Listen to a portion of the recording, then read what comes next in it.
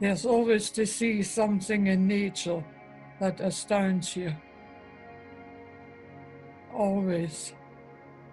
On some occasions, my husband and myself, we got up 5 o'clock and went down to the seaside, and it was absolutely heaven. There was such a peaceful air about it, and all you could see now and again, a seal climbing onto one of these wee islands. So that was always quite good. Early in the morning, there's such a peacefulness in the air. You know, you don't get through the day. I don't know. We haven't seen any seagulls here. There was a time, every morning at a certain time, you heard one seagull, sea thing, quawking about, you know, early in the morning.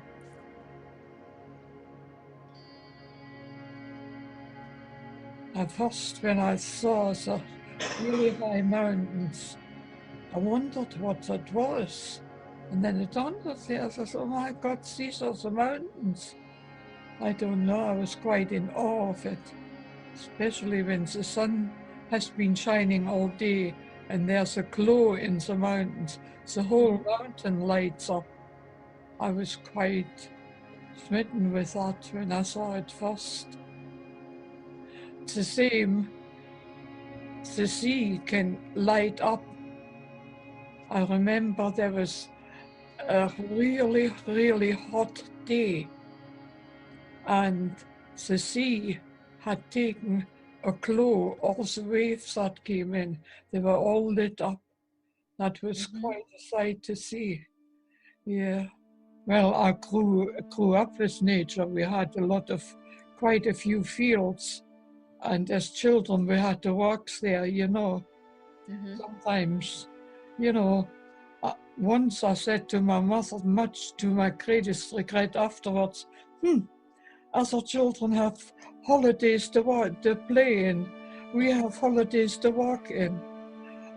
But when I look back, I always enjoyed it. Yeah, I always enjoyed it. And I can still remember crabbling about on the earth, and we had really good soil. You could get your arm right into it and felt the cool earth going over your arm, you know. So, as I say, I'm a peasant by nature, getting things to grow and walking the earth. Yeah, you know, it's very peaceful and very therapeutic. As I say, if you open your eyes, there's always something interesting to see in nature. Thank you, Granny. I'll see you in a bit. Yeah.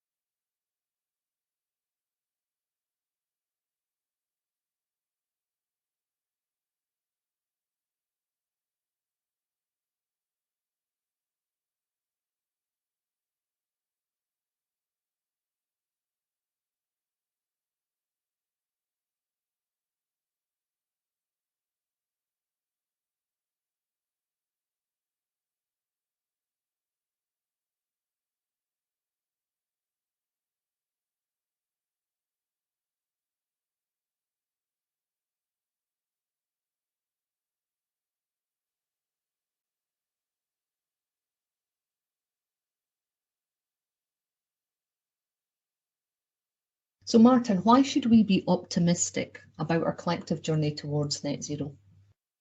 It's a great question, and it's something that I feel quite confident to answer, because the opposite of being optimistic is probably pessimistic. And I don't know about you, but if we continually worry about the Armageddon scenarios being painted to us for climate change, people will just be paralysed, because hope mobilises people, fear paralyses them.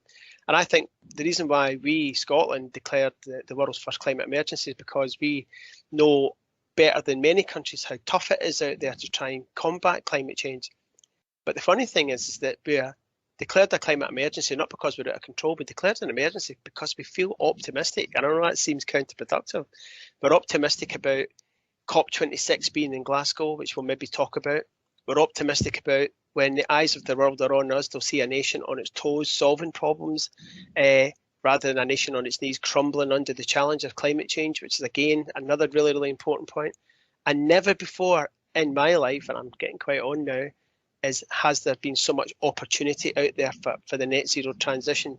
For example, we've never had at previous COP conventional parties at stands, we've never previously had money. And this one, out of the 25 COPs that have gone before, there was always the question about, well, we need to do these things, but it's going to cost a lot of money, and that money didn't really manifest because investment bodies and pension funds and hedge funds were kind of holding on to or investing in the wrong sort of future. But that's all changed because Mark Carney, former governor of the Bank of England, now climate finance ambassador for the government, has brought together a group called the Glasgow Finance Alliance for Net Zero. Snazzy title is GFANS, and GFANS produced a report only 2 weeks ago, and it said at the moment there's $9 trillion worth of investment have divested from fossil fuels, and that money's now looking for a home. So there is an awful lot of money now and a lot of investment and a lot of investors coming to Glasgow with their eye on looking for who are those nations and where are those ideas and which academic idea or which business has got momentum, and they'll get behind it. So for the first time ever, this is going to be called the No Excuse COP. Previous COPs were, well, if only we had the money, if only we had the solutions. So let me just list them. We have the best solutions in the world right now. We have nature on our side. We have natural capital in abundance in Scotland especially.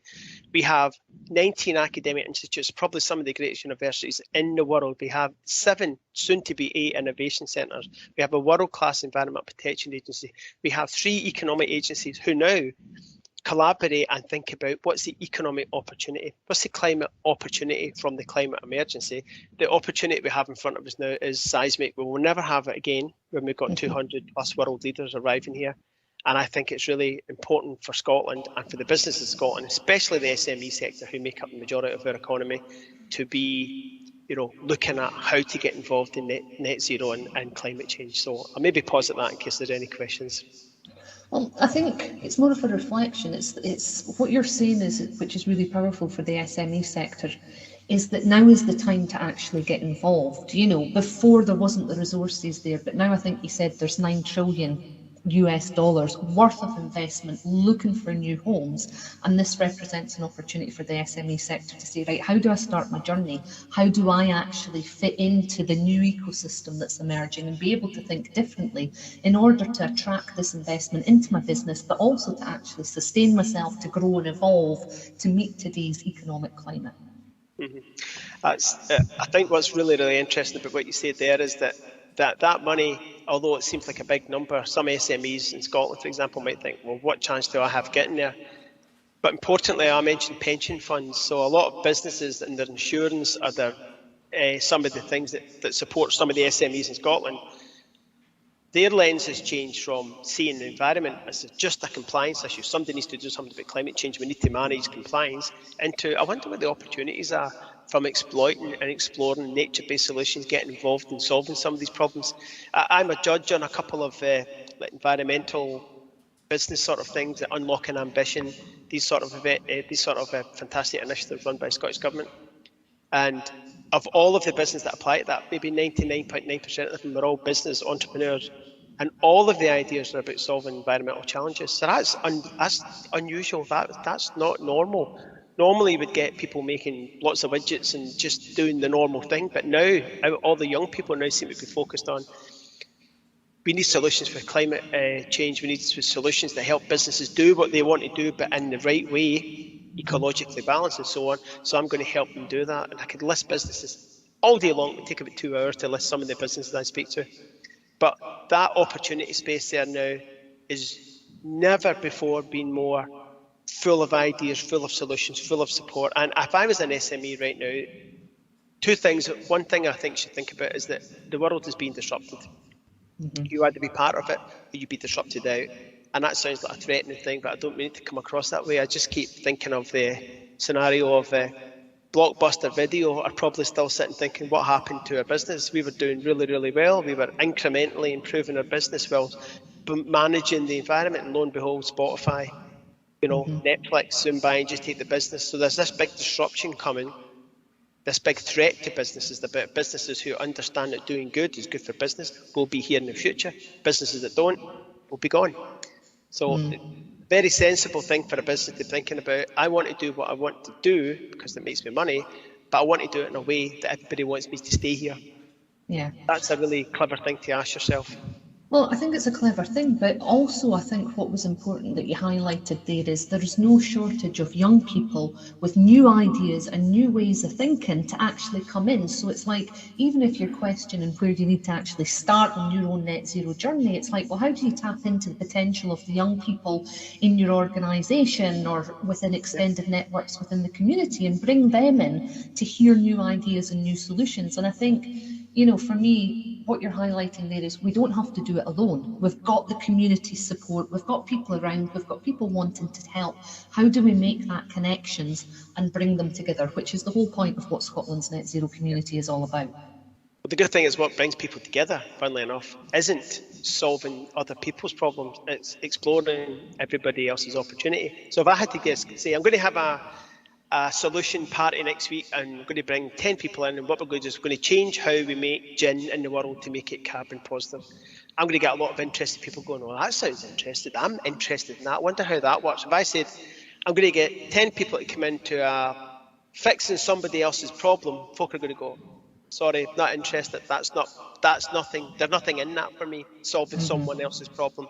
So what I need to do is change the narrative from finding a problem to fix to exploring an opportunity to address. And I think you look at ideas that have been developed in Scotland, I get quite proud about Scotland. Some of the stuff we've done is sensational, and there's businesses all day long. And I mentioned gin there, just very briefly on the gin one. There's a company called Ardbeke Distillers, unbelievable. So they said to the world's going to drink gin. People like gin. Gin production can be quite carbon intensive. So how do I crack the nut of giving people lots and lots of gin, making a good business, and protect the environment? And they started on that premise. That was the starting point, was how do I do that? How do I incrementally improve that Blockbuster, right? How do I incrementally improve? It doesn't work. How do I change the whole narrative? They did that, and guess what? They produced the world's first carbon positive gin using peas for the production, which is actually carbon and nitrogen fixing. So the more of the peas to grow, it actually improves the soil and the condition. It's just sensational. So they get gin, they get a product, they get a story, they get a brand, they get a narrative, they grow jobs, they grow the economy, they save the planet. It's stunning, and I use gin as an example, but there is thousands, and I mean thousands of business ideas out there now, which is why I'm completely optimistic. The only thing that kind of keeps me awake at night is our culture of somebody should do something about climate change and let's find someone to blame for it. Well, actually, let's not do that anymore, because we've been doing it for 50 years, and guess what? It's driven us to a climate emergency. And in this climate emergency, we still see combat. Greta Thunberg saying, well, your house is on fire. And I'm going, yeah, it's on fire. Thanks for letting us know that. Now we need to put it out. So you have to move at some point from placard, put that down and go, right, I'm going to go over and actually try and get something. I'm going to change from activism to actionism. I just made that term up there. But there's something for me about mobilising around hope rather than paralysing around fear. All we hear day in, day out for businesses, and it's tough enough for an SME to open the doors and keep the lights on with COVID and Brexit and all of these other risks that are happening. Net zero transition is that light at the end of the tunnel for businesses to go, you know what, there is a big opportunity to change things for the better, to save money, to improve lives, to work with nature, to work in balance.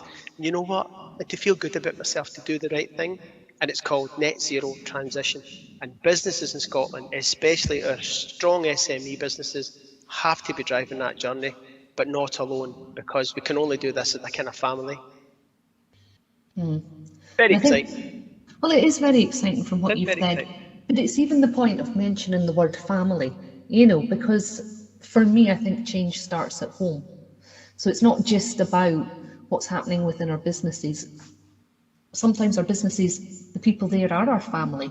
We can extend it out into the community and really recognising that we are one big family, all working together. That's the power of the transformational opportunity ahead of us. It's brilliant. From someone who's in a very large family, I'm the youngest of 13, and the one thing, you might not always get on with your family, but you've got each other's back when times are tough, and I think at the moment it's tough for SMEs. So for me, it's one SME's waste is another SME's fuel product, or one SME's problem is another one's opportunity. And I think the more the likes of the Scottish Business Network, Business in the Community, all of these brilliant, fantastic networked organisations, never been more important than now, because you're only at the end of a phone or an email or a whatever away from finding someone who can help you with some of your issues and your challenges and your problems. But my one kind of key message for SMEs is that be fight or fleet. Don't hang around waiting on Spotify to go flying by you. Be that disruptor in your sector. Look at the opportunities. Look at who can help you. An awful lot of that information is out there right now, and it's free. And there's loads of people like me and you, Tabitha, who just want to lean in and help, especially at this time, because, like I say, it's very, very exciting for me, because we are at this precipice of an unbelievable shift in the future of mankind. Yes, it is that dramatic, and it needs people who think this way. If you get people that go, oh, it's really tough and it's challenging out there, we're doomed. I'm sorry, but we're doomed. This is not the time for pessimism. This is not the time for outrage. This is the time for optimism, and this is the time for action, and I can't wait to get started. Yeah, no, I appreciate that. And what I want to do is just bring down what you've actually said into practical, tangible steps, because there's been some really good stuff that you've already shared there. First of all, get out and find the information that's already available there. 2, go and start speaking to other SMEs, because they might have problems or opportunities. Let's reframe that. They might have opportunities that will tie perfectly into your business. And then 3, make sure that you're bringing in as much people as possible to continue the conversation and take charge of the situation. Take charge of it, own it, be the disruptor. I say that I'm making it sound really binary. You will be disrupted, or you can be the disruptor. It's that simple. Your business will sit back and watch competitors take over and you will be gone, or just be strong-minded in the sense that, and that's the one thing about entrepreneurs, is they're relentless. Be strong-minded in where you want to go. You want to be in business in 2030. In 2030, we will be 75% net emission reduction from 1990. Let that sink in for a minute. That is a seismic shift in the things that we will see around about us in just our very lives. And if you haven't got your head around that, that's only 9 years. That's not an awful long time. That's like 2.5 World Cups or 5 Eurovision Song Contests, whichever way you work it out. But it's not an awful long time, 9 years. Your business is going to look and feel quite dramatically different, and your customers are going to want something different. And how you get to work and what your work looks like and the nature of work. And whilst that might be daunting, you have all of this at your disposal. You can decide to be, again, disruptive, be disruptor. And again, you're not on your own. You've got all of these different bodies that can help. You've got interface. You've got so many different organs. I'm not kidding. That's the one thing about Scotland that's so exciting, is that I am 2 clicks on this email away from finding someone to help me solve a problem. And 99% of the time, they're like, yeah, sure, I'm interested. They don't do, and the reason being is because they'll buy into what you want to do. If you're a passionate person that says, look, I don't know all the answers, I haven't a clue how to do this, but I'm dead keen to do it. Folk will go, okay, then I'll give you a hand. People like to be supporting each other, back to that family point. You may have different points of view at times, but when you see your family member struggling, you know what happens? Your instinct kicks in and you just lean in there and you support. We are a very strong, proud nation. We have got some of the best SMEs on the planet. This is the time now to stop being humble and sit and worrying about how climate change is going to impact your business, and get out there and get on the phone, get on the email, get on the internet, give me a call, give you a call, because they help us all out there. Brilliant. And I just want to reiterate the point, we've got 800 SMEs within the Scotland Net Zero Remarkable. community. And, you know, we've got the space there. This is what it's all about. This is why we're at COP26. This is why we're doing the online events, to actually help mobilise a movement to show that together we can create the future that we actually want to live in.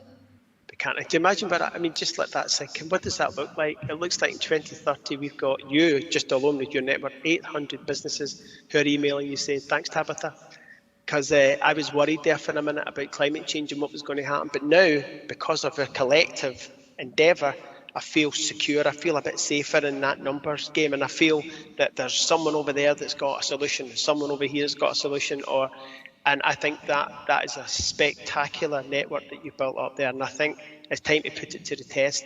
You know, and my one big hint is that it's about a just transition to net zero. So what I don't want to see, and what you don't want to see, is out of the 800, 600 survive, 200 fail. So what you need there is you need a just transition. Every single business that's part of that network needs to be successful. And it's only by collaborating with each other as that's going to happen, because there's no one business ever, not even the biggest business in the world, are going to be able to do this on their own. So you're in a really, really strong position, and people should feel proud to be part of that big family of yours. Yeah, brilliant. Thank you so much for your time today. I was delighted, and I'll be back in 2030 to find out how we've got on.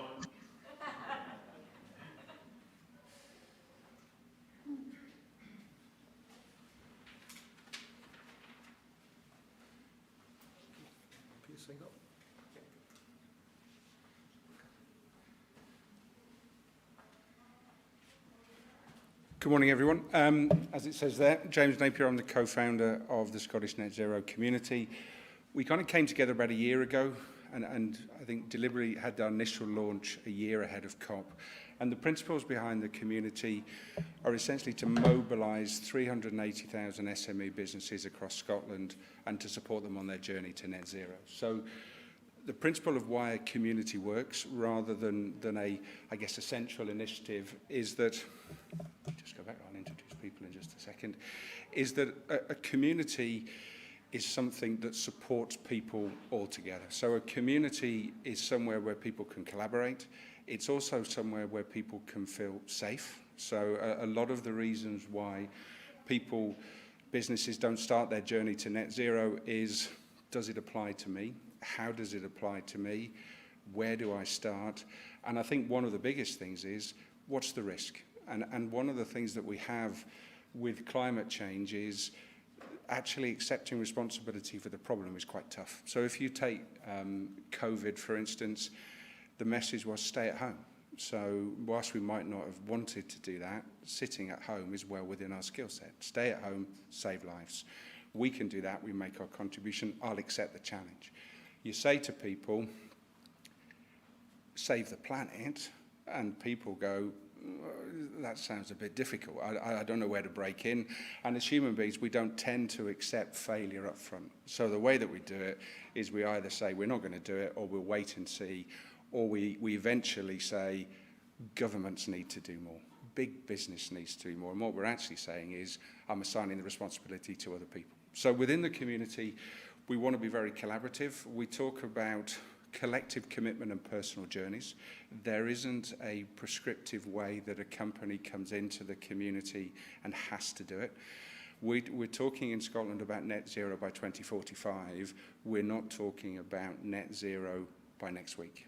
We're certainly seeing that companies need to plan, they need to understand, and then they need to go on that journey. And I think the worst thing that companies can do is to start today and then say I'm carbon neutral by tomorrow. And I think it's really about coming in, understanding, being informed, having a safe space, being part of something. If your company is going to take a bit longer, come and be part of the community and bask in the glory of other people that are making more progress. You know, you can join in and say, I'm part of a community, I'm going to take a bit longer, but I'm committed to want to do this. And I think one of the things that's really important about community is, can I see people in the community who look like me?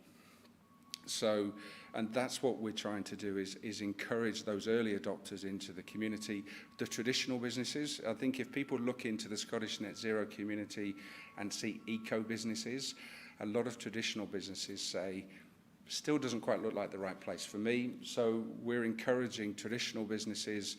We've got some great guys on the panel here.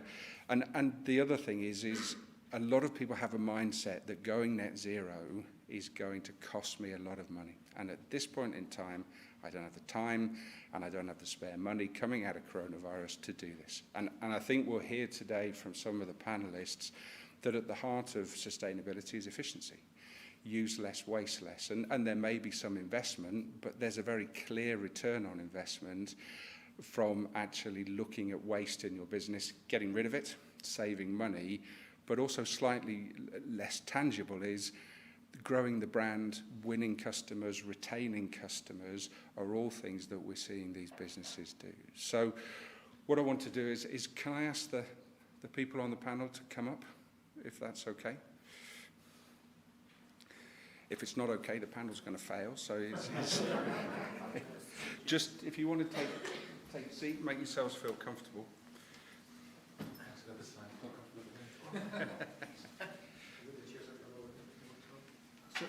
Sorry. Yeah, we can do this. So what we want to do. So we want to have. We've got kind of scheduled.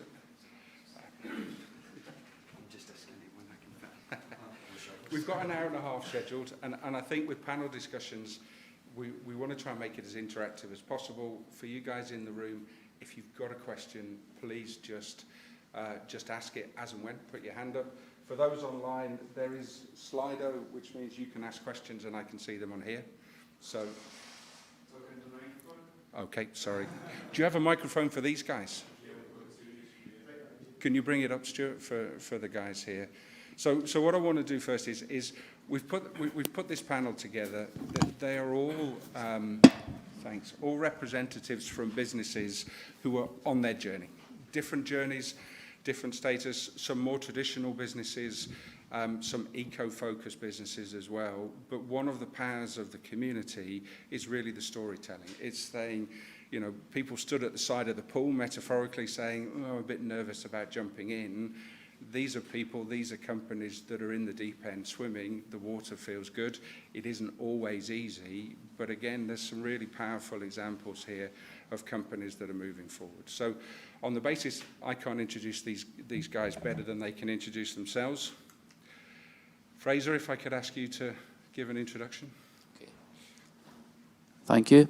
My name's Fraser MacLean. I'm the Managing Director of M&H Carriers and one of the part owners of the business. We're a distribution business that delivers in the north of Scotland for Dundee, Aberdeen, the Highlands and Islands and Argyll. We have nearly 300 employees and 150 vehicles. And we've started very slowly our transition towards being more environmentally friendly. The picture there is a picture of me in front of the Cusack Bridge with our 10 electric vans, zero emission.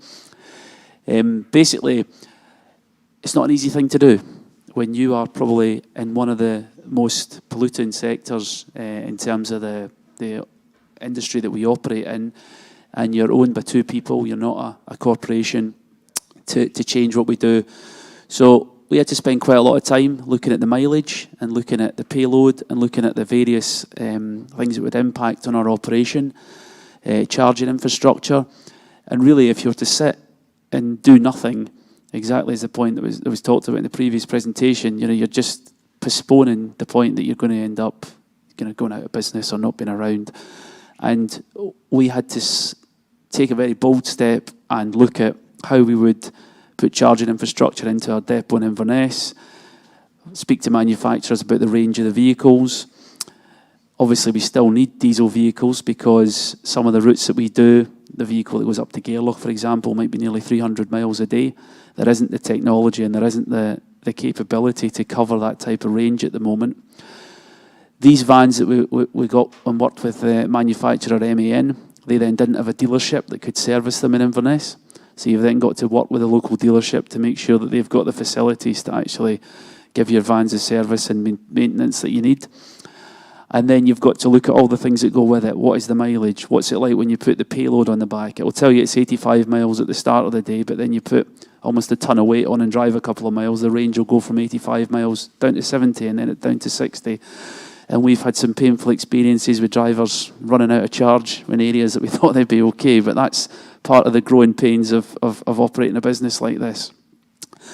I think that the difficult thing is really where to start. From our point of view, it did seem like a bit of an overwhelming task because we've got lorries that are up to 38 tonnes that the technology isn't there at the moment yet to be pulling that type of payload or doing that journey. However, I'm attending trade shows, I'm speaking to hydrogen producers and talking to the manufacturers about hydrogen fuel and how that's going to work. So it's a constant information mining exercise of speaking to people and discussing with them as to where the technology is going to go and what you're going to do. From a point of view, personally, I live in the Highlands, I live on the Black Isle. It was a really proud moment for me when I was in Inverness High Street one day and I saw 100% zero-emission electric vehicle from little old M&H carriers, a small business in the north of Scotland, and a diesel vehicle from FedEx, UPS, DHL, parked in Inverness High Street. And I thought, you know what? If we can do it and have a go at it, yes, we've made mistakes. Yes, we've got things wrong. We've worked with people closely on key things like infrastructure, charging, vehicle manufacturers and whatnot. And we will continue every time vehicles improve. I was down at a trade show recently looking, and there's a Maxis van now that can do almost 185 miles on range. So we'll be looking at that in terms of whether that can be integrated into our operation. But certainly the technology and the ability to do it has to support what we do for our customers. But we're working really, really hard at continually improving what we do as a transport company to make sure that our emissions are as low as they can be and work towards getting them down to zero. Brilliant. Thank you very much. Michael, now I confess I had the opportunity to go around your facility and it's amazing. So if you want to introduce yourself. Hi, I'm Michael Cusack. I head up sustainability and business transformation at ACS. The industry in which we operate allegedly is the second biggest polluting industry in the world, the fashion industry. I mean, you'll hear about lakes being dried up to make cotton. You hear about rivers being poisoned that people bathe in, that drink in the Far East. You hear about things like slave labour. You hear people on minimum wage. It's a horrific industry. But, you know, the thing about it is you don't hear a lot about sustainability in the fashion industry right now. You're hearing about the oil industry. You hear about all these industries. You're not hearing about fashion. But there is hope. And one of the wee things is, the hope in Scotland is there's lots of small organisations like us that are making a difference. Now, our organisation has been around since 1997, and we might not have been here today if it wasn't for a change that we made. And the change was embracing sustainability back in 2018. And in 2018, we were at a point where our market was shrinking because of fast fashion. It was cheaper to actually buy trousers than hire some of our trousers. So, you know, we were really up against it. We went to America to set up on an online business, spent tens of millions of pounds and didn't do too well. We divested, we came back to the UK and we said, what are we going to do? And we got invited by Scottish Enterprise to go to the Vibes Award. And it was really an eye-opener. We couldn't believe that all these good things were happening. And I was there with our Chief Operating Officer, Anthony Burns, and he turned around and he said to me, we want to win this. We want to win this next year. This is what we should be doing, invest in sustainability. And as soon as we started doing it, our eyes opened up and we saw all the problems with the industry. And the next thing we looked at and said, so how do we do it? And we said, well, what about our waste? Now, thankfully, I'm a Six Sigma black belt. I don't really look at it, but I'm lethal at sustainability now. But the thing is, we took the lean side of it and we brought green into it. And it was really easy to do it. We just looked at our waste, we measured it, we started working out what could we reuse, what can we recycle, and what can we reduce. And we went through all that process. And what we did is, within 8 months, we'd actually got to the point that zero waste from our business went to landfill. We started, and I apologise because I don't understand why we never did it, but we weren't actually recycling things like cardboard and polyurethane, which we now do, and it never cost us anything. You do it, we actually save money, and we're now working, when we're talking about partnerships, we're partnering with Highland International and East Kilbride, and they're helping us bale our waste, which reduces our emissions in terms of the transport of the recycling. To the recycling. So just small things like that. We're putting up a temporary building, by the way. We're going to have a big sign on it. It's going to look great. We'll have the balers in there. We'll have all things like bottles. And food waste. We've actually moved out. We've got a wormery now. So instead of actually recycling our food waste, we're reusing it, creating compost, which we're putting into a polypropylene tunnel. But I'll come on to that. But the thing about it is, we started that journey. Do you know within a year we won the Vibes Award? And it was absolutely, and you know, the thing about it was we looked at ways that we could actually reduce energy. We went through really common sense stuff. None of it's fantastic. Never took a lot of investment because we never had the money. What we did was we partnered with Scottish Enterprise, Zero Waste Scotland and lots of other organisations and got the funding that was available and also soft loans. And we embraced all that, and it's been great. And then we thought, well, what's next? And we still ploughing on with it. We're looking at other ways. So what we did was we used the Vibes model to redesign our business. I used it as a business transformation tool. So we looked at what Vibes wanted in their application, and we gave them it. So we actually looked at their criteria, said, where would we be in a year's time? Now, the next step after that, we started looking at other business models. We looked at things like the Ellen MacArthur Foundation invited us in to be an emerging innovator, which is really pleasing. We're just a wee SME with clean garment. Oh, sorry, I've not told you about that side of it.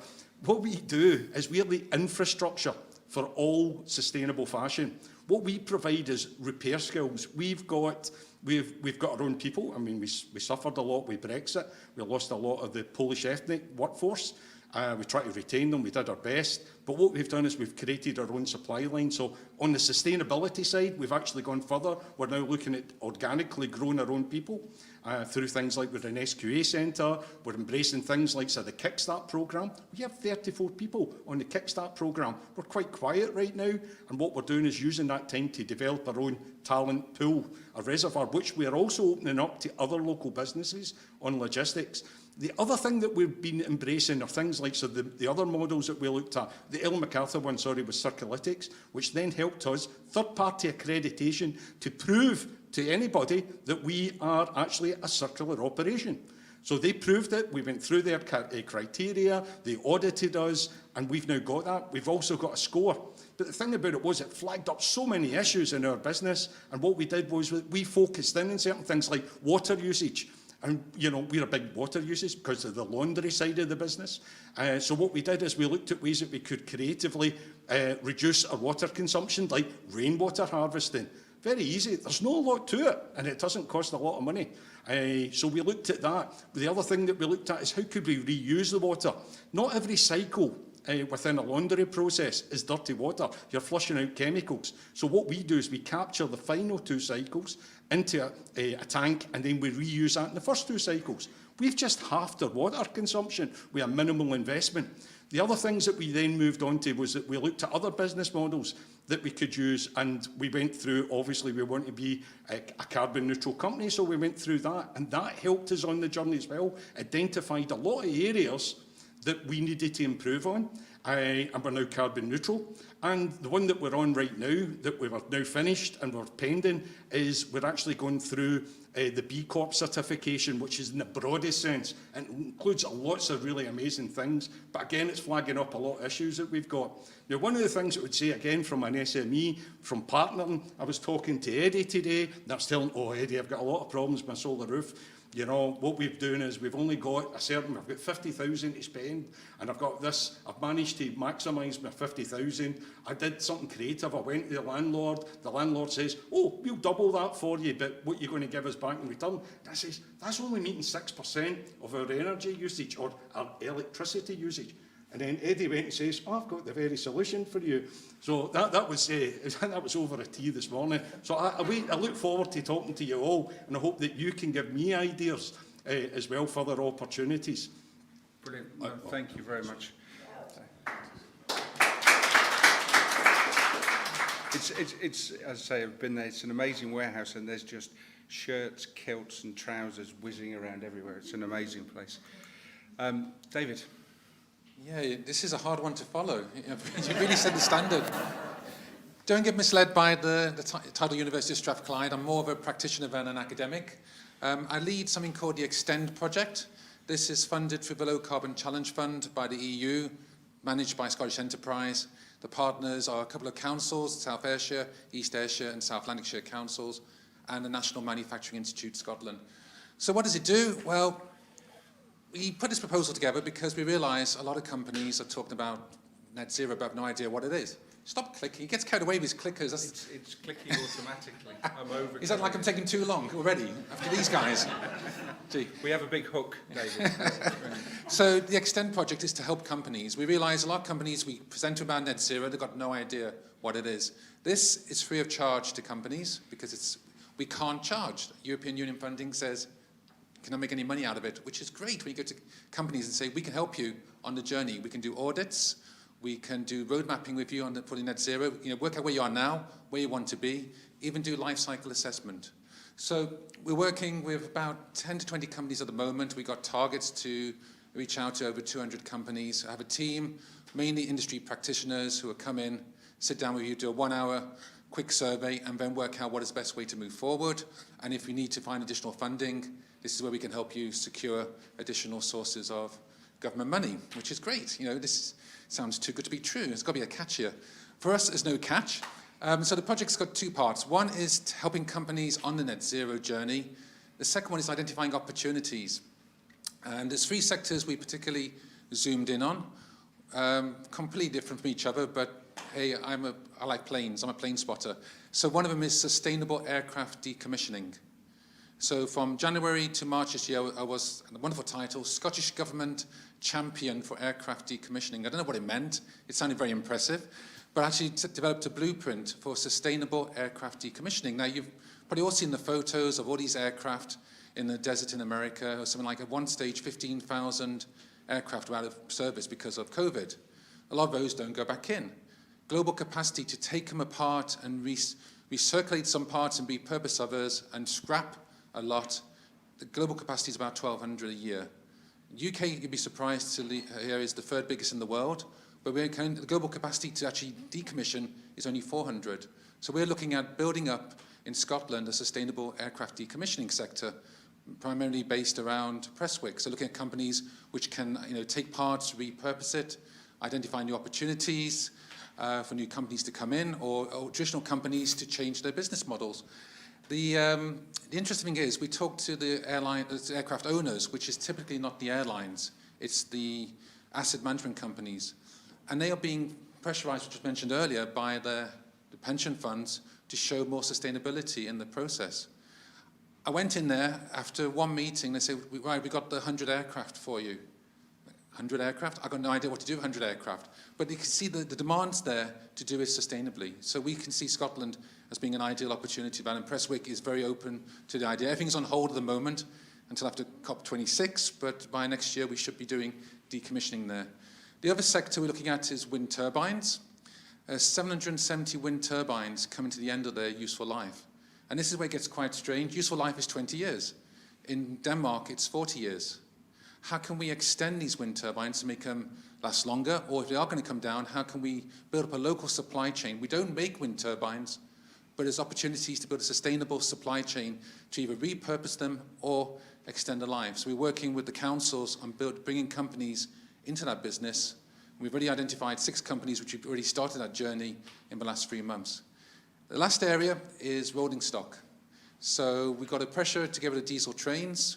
We've got fantastic infrastructure in Scotland. We've got companies like McCulloch, Brodie's, we've got Scottish Engineering, all looking at building a more sustainable supply chain for the rail industry. So that's where we're going in as well, to identify opportunities and then feed these opportunities to companies. So it's not just taking companies on the journey, it's also identifying new opportunities for companies. That's it.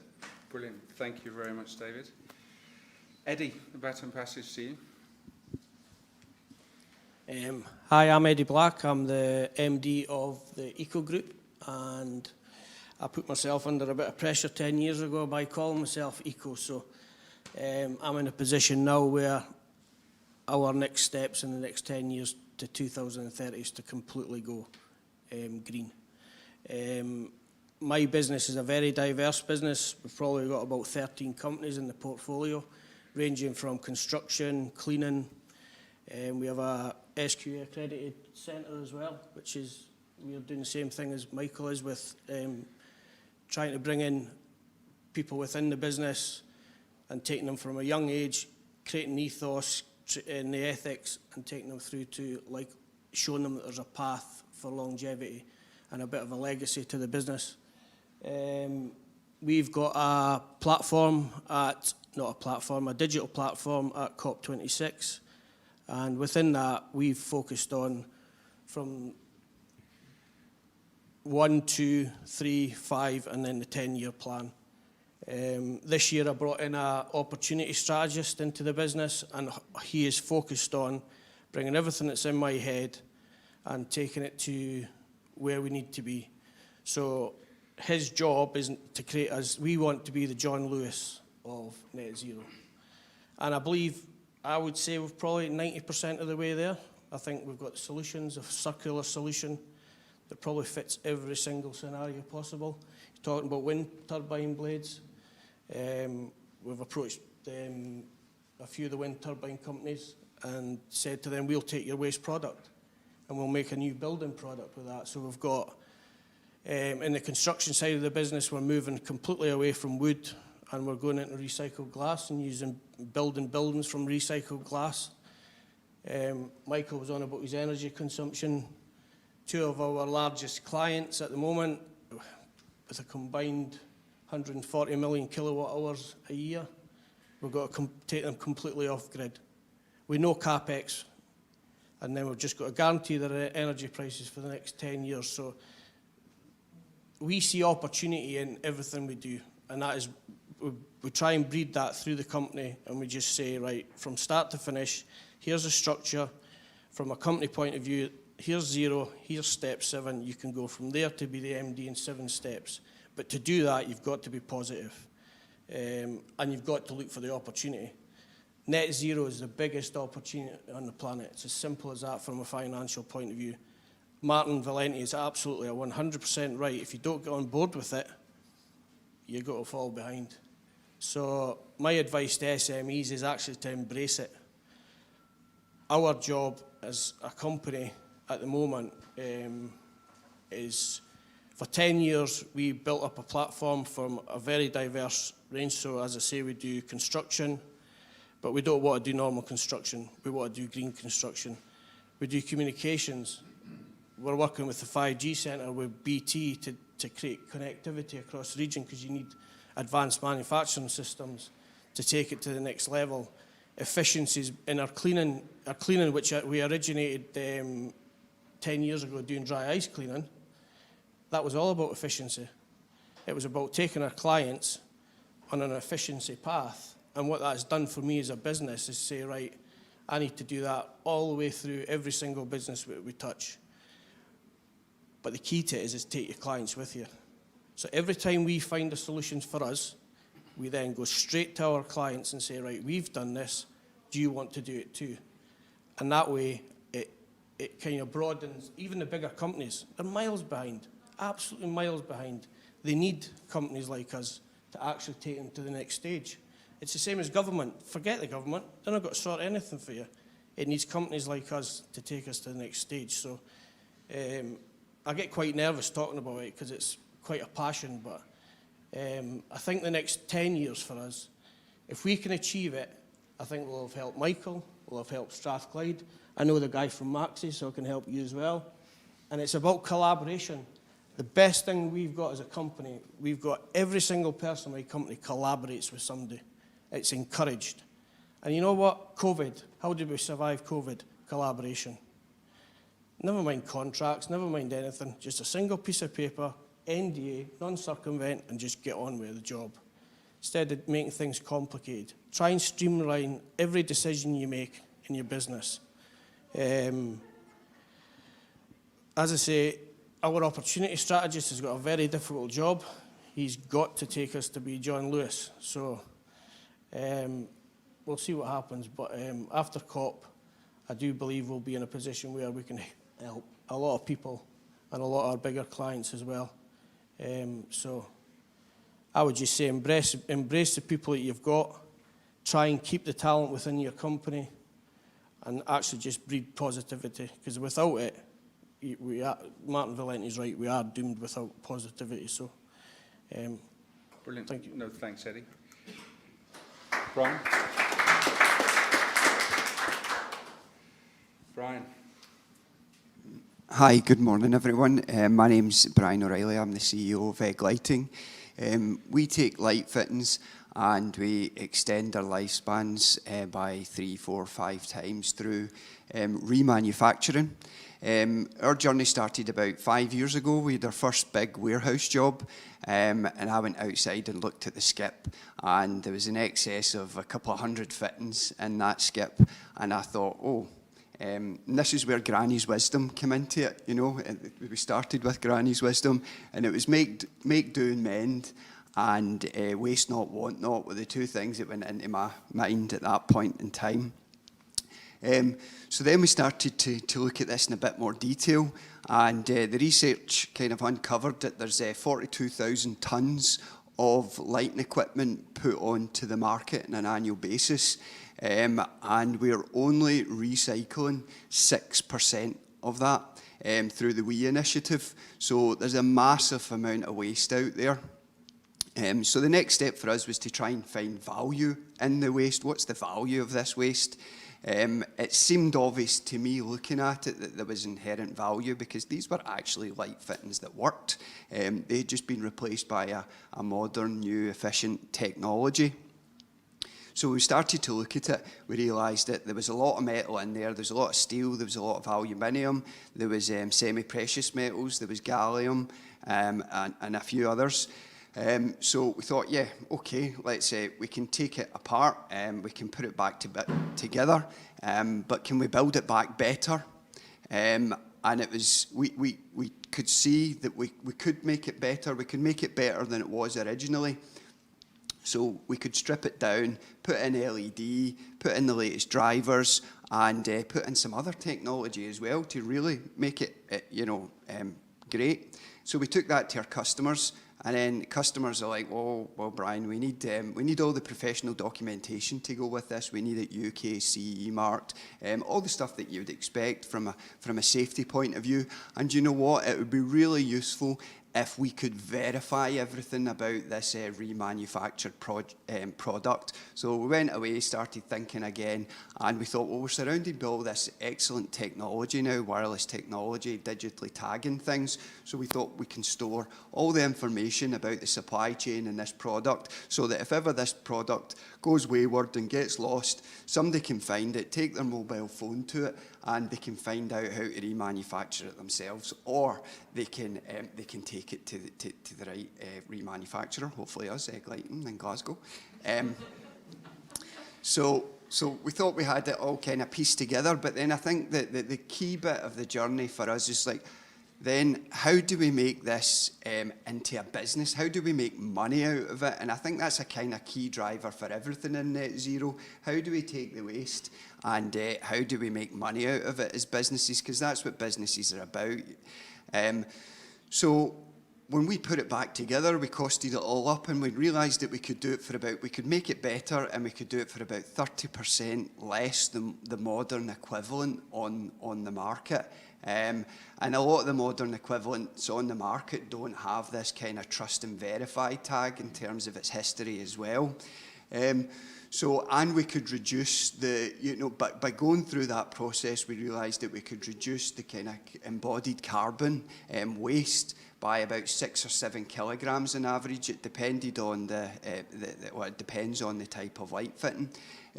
So we've ended up somewhere now where it's an exciting point in our business where we kind of think we've adopted a lot of processes through engaging with the likes of the BSI. They're very open-minded. We've helped inform a new standard, TM66. Hopefully I got that right. and about circular economy within the lighting industry. So I would encourage people just to, you know, it's weird now, we've got 2 skips, and I always kind of go up and look at the skips, and that's led to us buying a cardboard baler now as well, and that worked out to be better for us as a business. If we could actually just get our electricians when they come back to do a wee bit of separation in the waste, then we could start to bale the carbon, and we could get more money for it effectively than when everything was just chucked in as mixed waste. So we're kind of slowly but surely we're looking outwards towards our customers, but also kind of looking in at what we can just do to improve our business. But yeah, the key takeaway is, you know, just find the value in it and get the right business model to make money out of it. Thank you. No, thank you very much. So we're going to move into a group discussion. We've got plenty of time to do this. For those online, there's Slido. If you go to slido.com, put in this number, you can ask questions. Before I jump in, any questions in the room? Anybody got a question to ask? Jeff. Hi, Jeff Curran from Future Net Zero. It was interesting listening to all of you that trying to simplify rather than overcomplicate. Is that easy to do, or is that actually the most difficult bit in terms of trying to simplify to therefore to make the decisions? God, that's a deeply philosophical question. I'm really sorry. If I understand the question, for us, a lot of things got very complicated for us when it came to the standards and the business model and lighting as a service versus kind of hire purchase. How do we promote it? So we realised that we kind of had to tear it all back. We needed simple messaging for our customers. So at the start, I kind of said, you know, we're extending the lifespan. That was kind of some simple messaging. But there was a lot of kind of soul searching for us and trying to ascertain exactly what the value was and how we communicate that. So the communication of it, we found, was where we tried to simplify things. I think from our point of view, it's a simple thing of, I remember reading, I think Academy Street in Inverness was the 5th most polluted street in Scotland for nitrogen dioxide. So that straight away it's like, well, that's not right. You know, we need to change how we operate in that area. And on simplifying, it was just like, right, how can we get a vehicle that does zero emissions, that can do deliveries? And I think listening to the other people that came after me is quite interesting, because you've got to be quite single-minded in your approach. Because I had so many companies phoning me up, oh, you've bought Betamax, not VCR. These vans will be rubbish in a couple of years. Competitors trying to talk you down, oh, it's a PR stunt, or it's other companies, oh, well, you're mad, you know, these vans won't last. But see, if you do nothing, the common theme from sort of everyone is you've got to start somewhere. And I think the simplicity thing is, right, how do we stop polluting Academy Street? Right, let's find a vehicle that doesn't produce any emissions. And then if you kind of work back from there. I think simplicity, people do overcomplicate everything in business. So if you keep it just simple, what you're trying to achieve, I think that's a good place to start.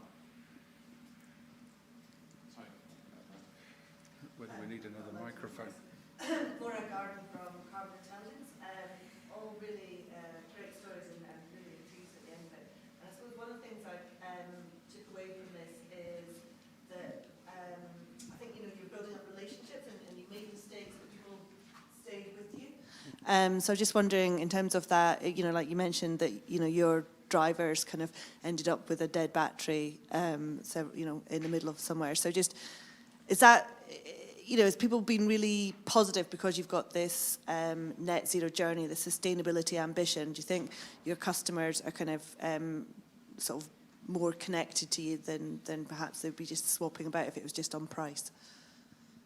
Our customers love us because we're giving them something that they desire, that they can't achieve. We're giving them the infrastructure to grow their business. So when you look at all these dress rental companies that are coming up, seizing upon the opportunity of a £890 million market that's growing over the next 5 years, they couldn't do things that we do. They couldn't do it sustainably. and they're drawn to us. It's a magnet. So what I would say to you is, yes, and the more that we do, the more they love us. And we're looking at, and that's why we're creating, there's no boundary to sustainability, because it's not just about the environment, it's the people side, the community side, and biodiversity as well. And we're seizing it all. But what I would say to you is, we're not experts in it, and we're having to reach out to other organisations, you know, like the Scottish Enterprises, Zero Waste Scotland, communities like this, to learn more, because we don't know about it. All we've got is we recognise that this is going to help secure our futures. We're all part of something a lot bigger than just making profit for a wee business in Lanarkshire. You know, so the whole thing about this is all about seize the opportunity, sustainability, because our customers love it and the community loves it too. I would say, a simplified question I would answer as well. There's a barrier to simplification. Everybody, if you want to keep it simple, keep it simple. But the problem is, when you bring something new to the market, regulation complicates it. So the solutions are all there. To be honest, there's a mountain of solutions there, and they're all simple. Simpler the better. They all work. But it's the legislation. It's, you know, the legislation for, you know, getting accreditations or getting certifications or anything like that. That's a difficult part. It might take you a year, it might take you 2 years. We're working on a project at the minute. I get the recycled glass buildings. We can build as many garden rooms because there's no stipulations on that. But the minute you mention building a house where the true value is, then that's when the difficulty comes. So there's a danger where the simple, you know, if it was all about money, you would just go keep building garden rooms. But the responsible companies will go and fight the regulation, will go and speak to the government or the bodies or the planning department. But the solutions need to be simple and actually need to be palatable. Because one of the other things as well is you can overload people with too much information. You know, they just go, nah, it's unbelievable. You can't do all that. So you've almost to give everybody it in bite-sized chunks so they actually believe it can happen. But on the clients need help as well. Big business need help. We all need help.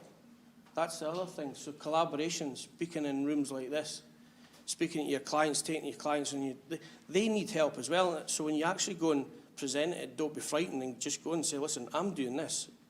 Do you want to do this as well? Yeah, it's going to cost you a few quid. But they tend to say, absolutely yes. And the other thing as well, in the last probably 6 months to 7 months on the larger client, you know, your big blue chip clients is, 5 or 6 years ago, my clients were coming to me for solutions in regards to energy efficiency and all these sorts of things. All the projects went dead. And the reason for that was a decision-making process at the time. They were thinking, I've got 10 CapEx projects here. Energy costs weren't really that bad. You know what? That makes us money, that makes us money. Forget that green stuff. That's completely flipped now. That is, the way investors are looking at businesses now, they're looking at them saying, tell you what, you better ring fence some of that money. So that means that I've had phone calls in the last 6 months saying to me, remember them projects we did 5 or 6 years ago? Are they still live? Yeah, but it's moved on 5 or 6 years. And the opportunity then comes again. So even though something 5 or 6 years ago you think's gone, because of the change in mentality and the way that investors are now looking at businesses, that's where the biggest opportunity comes. So you just got to keep communicating with whoever whether it's your collaborators, whether it's your suppliers, whether it's communities like this, whether it's the local authorities. Really frustrating, but you've still got to engage with them and try and take them on the journey as well. So there is a massive, massive mentality shift at the minute. And if businesses just keep wanting to look at their table or look at what they do on a day-to-day basis and they don't lift their head and say, right, what are we doing next? Then there'll be more opportunity for the ones that have started the journey now. Great. So can I answer Yep. Those microphones are there now. The centre of gravity's moved. I mean, two things. One, on the simplification, when we go to companies and do the audit and the roadmap, you can't just turn around and say, you know, in 10 years' time, it's going to get, or in 5 years. We've got to start with something like, I hate to use the expression, low-hanging fruits, but really something which they can get a quick, immediate response. It could be, as we discussed earlier during the tea break, about putting solar panels on the roof. Just something to show the energy audit is going down, or changing the lighting. I went to one company yesterday, they were quite proud to tell me the daylight lighting had saved them so many £1,000 in the first few months. We're also seeing now from UK government that some of the tenders going out are actually asking for companies as part of the tender to show that they've got this net zero direction. And I can see that becoming more and more common. So back to the customer driven, I think it's going to be inside the tenders, but you must have a net zero plan. So it's do or die. So I can see that happening in the next 3 to 4 years. I don't know about the rest of the panel, if they feel the same.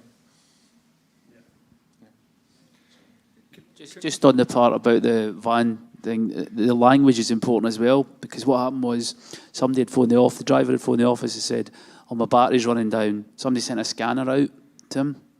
He got there, he went, no, the vehicle, not my scanner. It was the battery in the vehicle that was running low. So even like trying to explain to the staff, look, battery now is, we've got 10 vehicles that run on them. So it's a good point, because I was so embarrassed anyway that we put it on a route that probably shouldn't have been done. But this is all part of the mistakes that you have to be honest about when you're doing it, because the range and whatnot there are so many challenges that come with it. But the only way you learn is by actually doing it. And I think with SMEs, we've got a lot of entrepreneurs. They've made their whole career out of, we're doing that, and then we're going to do that, and then you do it and go, oh, I hadn't thought of that, or hadn't quite realised that that was exactly going to happen. And when the mistakes do occur, and they do occur, you know, you've just got to laugh about them, really, and say, well, now we know that when the driver phoned down, he's got to say, is it your scanner that there's a battery problem with, or is it your vehicle? And then we won't do that again. It's a question I had for you, Fraser, as well, is I think the why we should do this is pretty well understood. So then you move to the when, and then the how. If the when is, when do I start, it would have been easy for you to say, I'm up on the Black Isle, I'm going to have problems with range, I might let my customers down, I've got no dealer support, I'm just going to wait until the landscape looks more favourable. So my question to you is, why did you start when you did? Yeah, that's a good point. Part of it is because we can. See, if you look at the competition, if you like, the bigger companies, they're maybe nationwide, UK, and they'll maybe be saying, oh, we'll do London first, and then we'll do this, and we'll do that, and we'll eventually get round to Inverness. Whereas we're like, do it now. We'll be in. And then we can tell people, use us. You know, don't have your own solution. But the why of doing it is because you've got to. It's the right thing to do, never mind the business thing. And coming back to the costs of the vehicles, you know, yes, you've got the CapEx, the initial expenditure is probably double or 3 times the cost of getting a standard diesel van. And then you've got the infrastructure cost of putting in the charging infrastructure at the site. We've got the ability to charge 17 vehicles there. But the cost to run is nearly a penny a mile for an electric van compared to 15p a mile for diesel van. So the payback might take you 2 or 3 years, but in your own business where you're looking at CapEx and going, that's good money, that's good value for money. It's just that the size of the vehicles, at the moment, they're what we would class as a medium wheelbase compared to long wheelbase, are much bigger. And the manufacturers are now looking at how they can get vehicles with more capacity on them and longer ranges that hopefully now will allow us to put more vehicles on the road that are able to do what we need. But the why is, it's not the why not, but it's the kind of, let's do it first, is really the opportunity. And when you live and work in an area and you see, I mean, the first slide that was up with the Old Man of Storr in Skye and Great Image of Scotland, I find it embarrassing that Inverness has got the 5th most polluted street in Scotland. So living in the Highlands, you're like, well, we've got to do something about that. Can't just allow it to continue. Absolutely great. We've got a couple of questions from the online audience. One from Gary Robertson. We talk a lot about mindset in the community, and he's asking if moving to a more collaborative way of working helps fast-track the journey to net zero. So, any of you guys have an answer? I think collaboration is the biggest driver of it all, because if you don't know about it, collaboration is about getting yourself in the right room.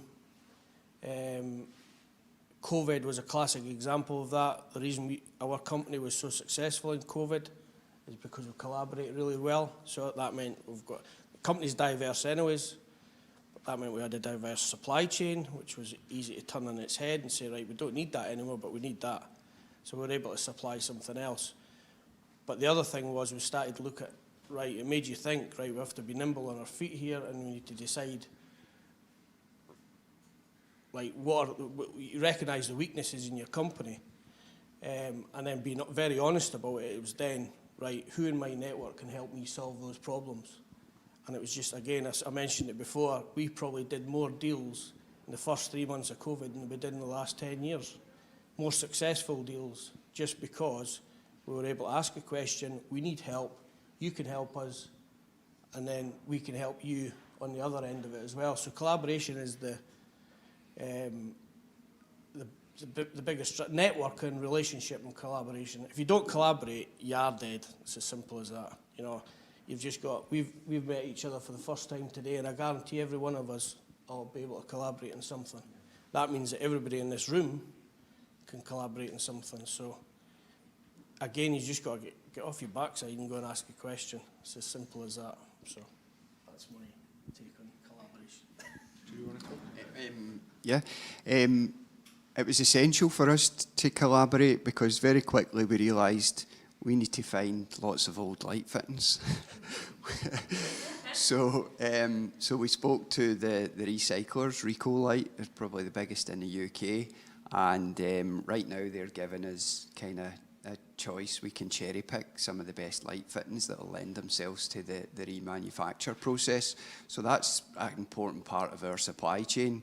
Our customers as well. We need, obviously, all businesses collaborate with their customers, but taking them on that journey and getting them to take the risk, because a lot of them see it as risk. Procurement isn't quite often set up to deal with innovation. So we have to kind of collaborate with our customers. Other lighting companies, in terms of the standards and the idea of like this digitally tagging, that's going to proliferate throughout the industry. And we need public sector organisations to really help with that. And the collaboration is like, we learn something, we then pass it back to the public sector, and then they can kind of disseminate it across the industry. Regarding to the Extend project, every company we've helped has never been one-to-one. Initially starts off with one-to-one, but then you suddenly find, we should bring this company on board, and everything has become collaborative. So we helped about 10 companies on a collaborative basis, but it was all, this is my problem, this is what I want to solve. And then we said, well, do you know these guys down the road can also be brought in to help you? And that's how we extended the supply chain. So everything has been collaborative up to now. Brilliant. Can I just move on to one more quick question, which is, we talk a lot about stakeholders in business and businesses changing. What's the impact of your journey to net zero had on your employees? And I know, Michael, you've probably got something to say on this one. It's transformed. People are now part of a bigger thing. It's no longer just about a job. They feel it's meaningful. It's not, as I said earlier, it's not just about the environment. It's also about their training and development, the fact that they've got careers, the fact that one of the things that we've been doing as part of our, the people side of our strategy is we went down the route of to become a disability confident leader. And what we're actually now doing is we're bringing in, we've got a programme with New College Lanarkshire, North and South Lanarkshire councils, where we've brought 17 young disabled people with learning difficulties, with dyslexia, and they are now working in our business 2 days a week, building up to 3 days a week. We're developing them, but the people, our staff are involved in that, they're engaged on it, and what they're doing is they're making a difference to other people's life. In terms of engaging with the staff as well, what we did was we started developing them in terms of skills around sustainability. But again, we never created anything. We went to organisations, what was called Resource Efficient Scotland at the time. We did their the Green Champion programme. We went to Hampden to start with, and then we went virtual. We've got 16 Green Champions in our business. We're currently 140 people in our business. What we also did was we embraced Home Energy Scotland, and we brought them in. And during lockdown, we actually were training people on their workshops, so they were actually delivered. The Kickstarters, every single one of them go through all the Home Energy Scotland workshops, all 6 of them. What we do is at the very core of what we do. We set up green teams. So all the things that I do, I mean, I sit away up north and I sit in my laptop doing teams, but we pull the teams together, and these teams are given purpose, and they're given a go and reduce water in the business. How are we going to go about that? And they go out and they work on it in their teams. We resource them, we encourage them, we coach them, we go through all that side of it, and they bring about real change in the business. This isn't in collaboration, it's collaborating with your workforce as well as people outside the business. Because at the end of the day, I have only so much energy. The energy comes from the people and a will to bring about that change. And I keep going back to it. This is all about a bigger thing. It's bigger than profit. And I learned a lot from going through the B Corp process. It's all about the planet, and it's all about people. And then the profit will come. And one of the... Oh, no, that's another question. I was going to... On an education piece, your people... Every business has got a captive audience, haven't they? And that's something we all miss out on. A lot of companies miss out on, I should say. That's the biggest message you can get to, in your business, whether it's 5 people, whether it's 100 people, they're all a captive audience. So if you can do things like Michael's doing there, then you're educating them that they'll take that home. Hopefully they'll educate their kids, and then it's that whole piece, the added on piece of creating the value within a business.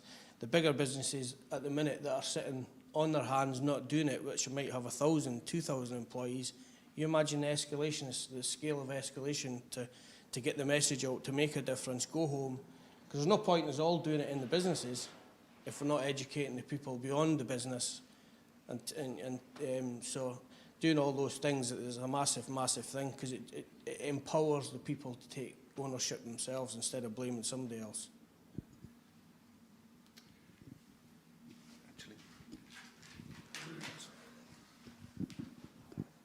Hello, my name is Ian Finlay from Aurora Sustainability Group. Every time one of you guys opens your mouth, I've got another set of questions. It's just fantastic. I've listened to you all day. But I'm going to stick with my original question, which is, can you comment on the difference between sort of transforming your business model and just seeking eco-efficiencies? Because quite often what I say to people is, like, if you're just looking for eco-efficiencies, you're maybe pushing yourself into a corner, and without transforming your model, it's like the equivalent of cutting down from 60 cigarettes a day to 20. You're still going to get lung cancer.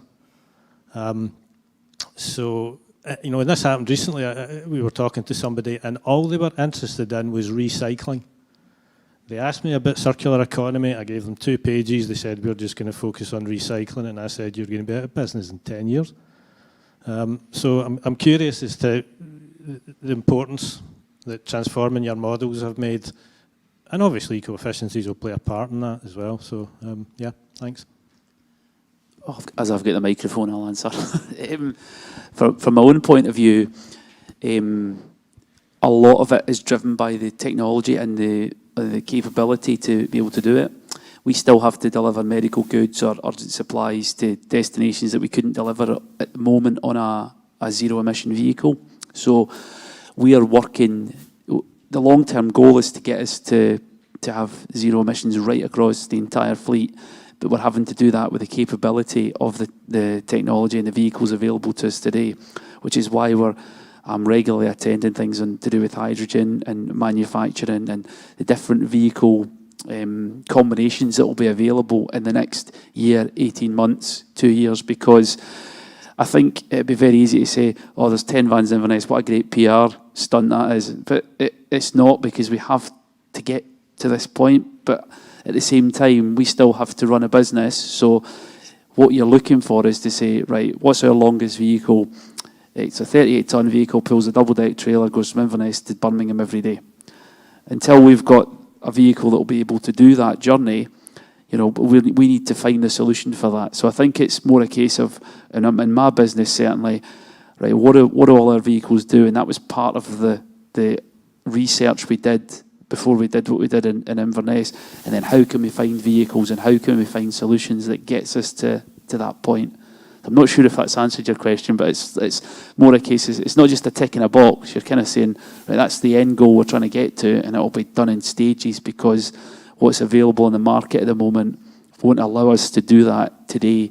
But we're talking to everyone so that we'll be the first in the queue, because I think other people aren't thinking like that now. They'll wait until it comes out. And I've been told by people, oh, you're the guinea pig. You know, all the mistakes will be made by you. And I'm like, yeah, but we'll learn from them. And we'll know what we're doing and what we've done wrong. And then we'll be in a better position than others. And I think that, coming back to the point of, you know, you've got to have that aim of, this is what we want to do. We want to have no emissions across our entire fleet. And we won't sleep until we kind of get to that point. But it might be that we're years away from there because the vehicle capability isn't quite there yet. And that's why I'm spending a bit of time now looking at this hydrogen solution in production. And I've listened to a couple of people, been to things like this and asked questions, because I do think for the bigger vehicles in our industry, that's maybe the way that it'll go as opposed to electric. Practically, we put a very small team together on this very issue because we wanted to keep it small so that we didn't have a million different opinions, because if you have too many opinions, you can kind of go the wrong way. And then we created, out of that small group, we created a roadmap, which then created when we can achieve things and when we, you know, what is achievable, what's not achievable. Then we looked at the solutions that we actually had from a collaborative. I'm not going to say they're all our solutions because they aren't. Some are our solutions, but some are done through partnerships or agencies or distributorships or whatever it needs to be. But the fact of the matter is we looked at all the solutions and said, right, what's now? So part of our presentation that we did for COP26 actually has every single thing that's available right now. But then we've actually then created a tier system within the business to say, right, where are we at with all the future things? So it might be ones in development, but we have a clear, defined gauge of where that is at that particular time. And then one of the other things is somebody needs to take ownership of it, because it's easy to get dragged back into your day job. And that's the biggest challenge I've had personally, because I've had to kind of try and I'm just an opportunist. I see opportunity in every single thing I go, you know, I'm a nightmare, and I bring things back to the business and they just shake their heads, and sometimes I've got to be reined in a bit and they've got to say, right, Eddie, what are you doing now? Because that can't happen and that can't happen. So you've got to have that balance as well where, you know, there's a realism in what you can deliver, especially from a financial point of view. And that's the thing, if you create a roadmap and you put some measures in place and then you actually say, right, we're not quite there yet, and actually what's the priority of that for us as a business? Because as you say, you've still got to function and you've still got to make money, because the money is the thing that drives you on to the next thing.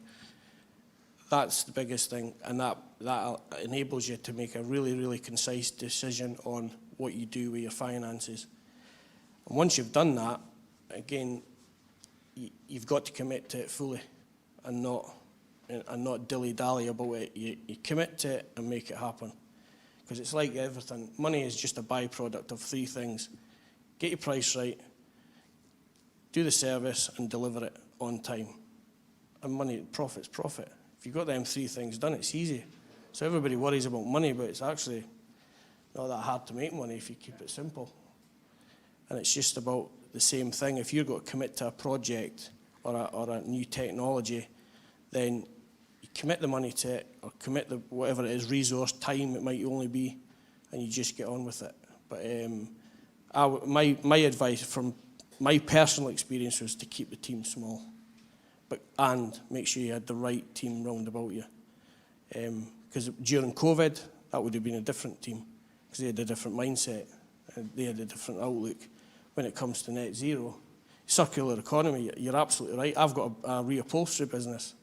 Tiny little business, but I love it to bits, great little brand, but nobody understands it. That's circular economy. We make a couch last longer, but they haven't a clue they're part of circular economy. So you're having to educate them to say, listen, you're part of one of the biggest terms on the planet at the minute. And they're like, no, we're just reupholstering a settee. You know, it's simple. Yeah. there's a, if I can just join, there's kind of a follow-on question from the online audience, and I'm keen to get those people involved.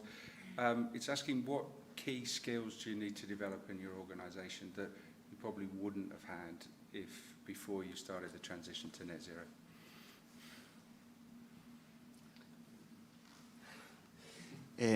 That's a difficult question. We needed people that, and it links to the business model question, we needed people that could think outside the box and had an idea of like circular principles. So one of the kind of early ideas that we came across, the circular idea, was that maybe the manufacturer or the remanufacturer should own the product. The reason they should own it is that they're best placed to extend its lifespan and service it. So if I think about some of our lighting customers, you know, once it fails or starts failing, it's been it. You know, it's not part of their main business, and why should it be? So if we own it, then we look after it. It's like taking it to the right car garage. You know, if you've got a Volkswagen, you take it to and get all your stamps, and you know that's great. So we needed people, and we needed to kind of skill them in kind of circular business models and circular thinking. You know, we've got a cupboard full of books because a lot of this is innovative and it's new. So it's not like you can send them on a training course. So we encourage all our staff to kind of engage in kind of COP26 and all the learning around that. I mean, I'm sure everybody in our office is sitting on a webinar right now, and it won't be this one. Sorry, all because I'm here.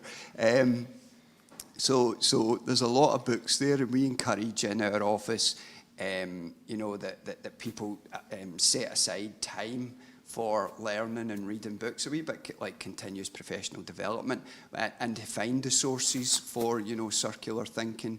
But the business model was one of the key areas that we thought, right, we really need people that can think dynamically about business models, because we tried some stuff and it didn't work, and then we try again, and you know, you learn a bit more, and then you try it, you adjust it, and you just kind of keep going. Yeah, I'd actually say that sort of healthy cynicism is actually quite a good thing to have within the business, because when we got the electric vehicles and the infrastructure, you could see a lot of people shaking their heads and what they're doing, what's going on here, this isn't going to work, you know, blah, blah, blah.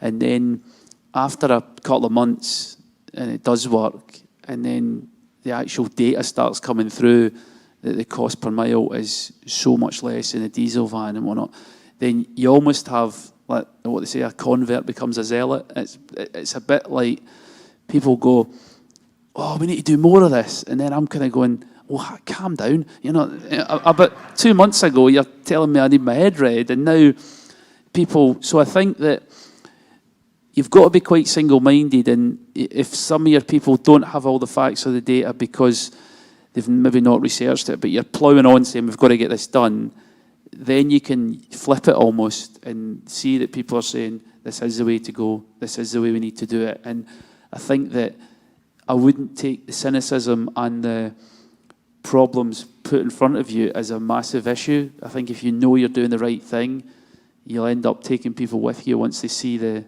benefits of it. But it's certainly, it's like everything, you need to prove the concept. And once you prove it and it works, then I think people say, wow, this is the way it's going to be now. So that's how I'd answer it, rather than say it's always about education. Sometimes you just got to do it and then take what comes. Brilliant, thank you. I didn't sign up for manual labour. Hello, thanks. I think going on from your point,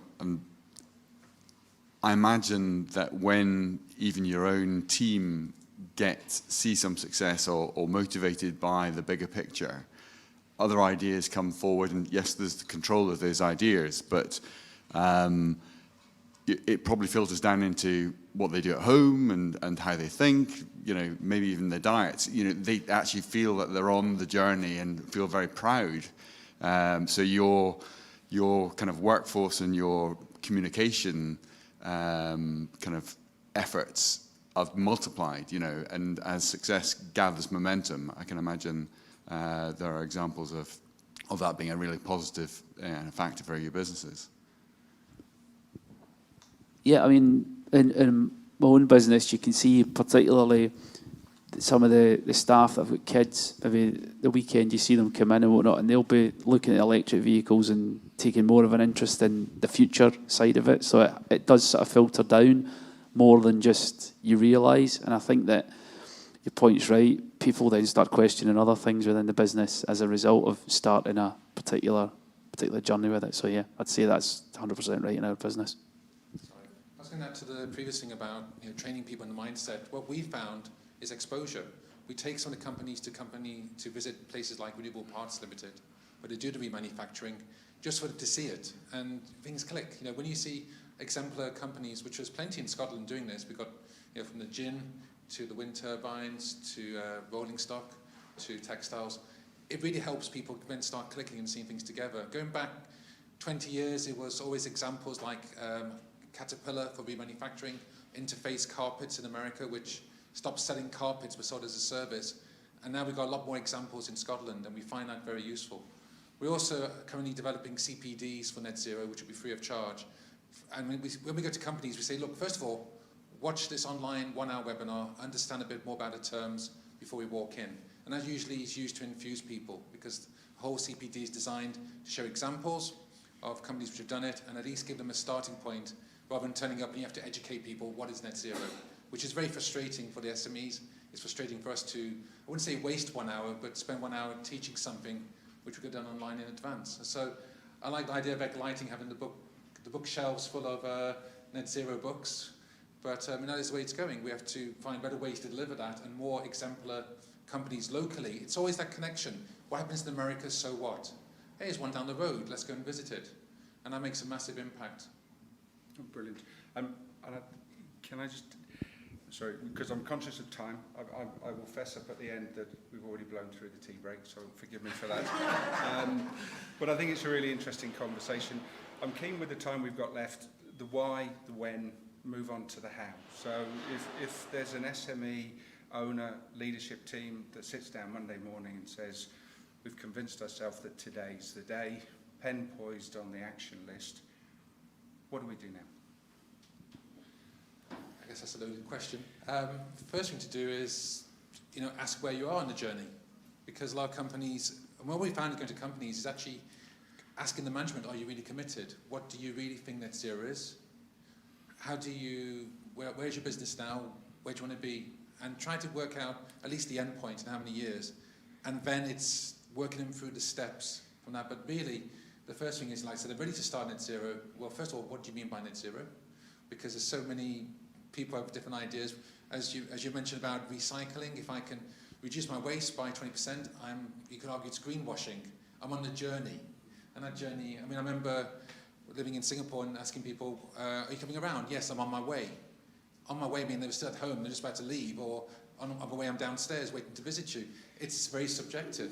And we find that quite frustrating with some companies when you ask them what is their target, and you realise it's, as you said, we want to reduce our energy bill by 10%.